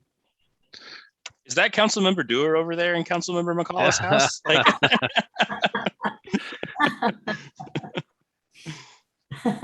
Gotcha. Sounds good. Thank you, everyone. Bye, Great night. everyone. Good night.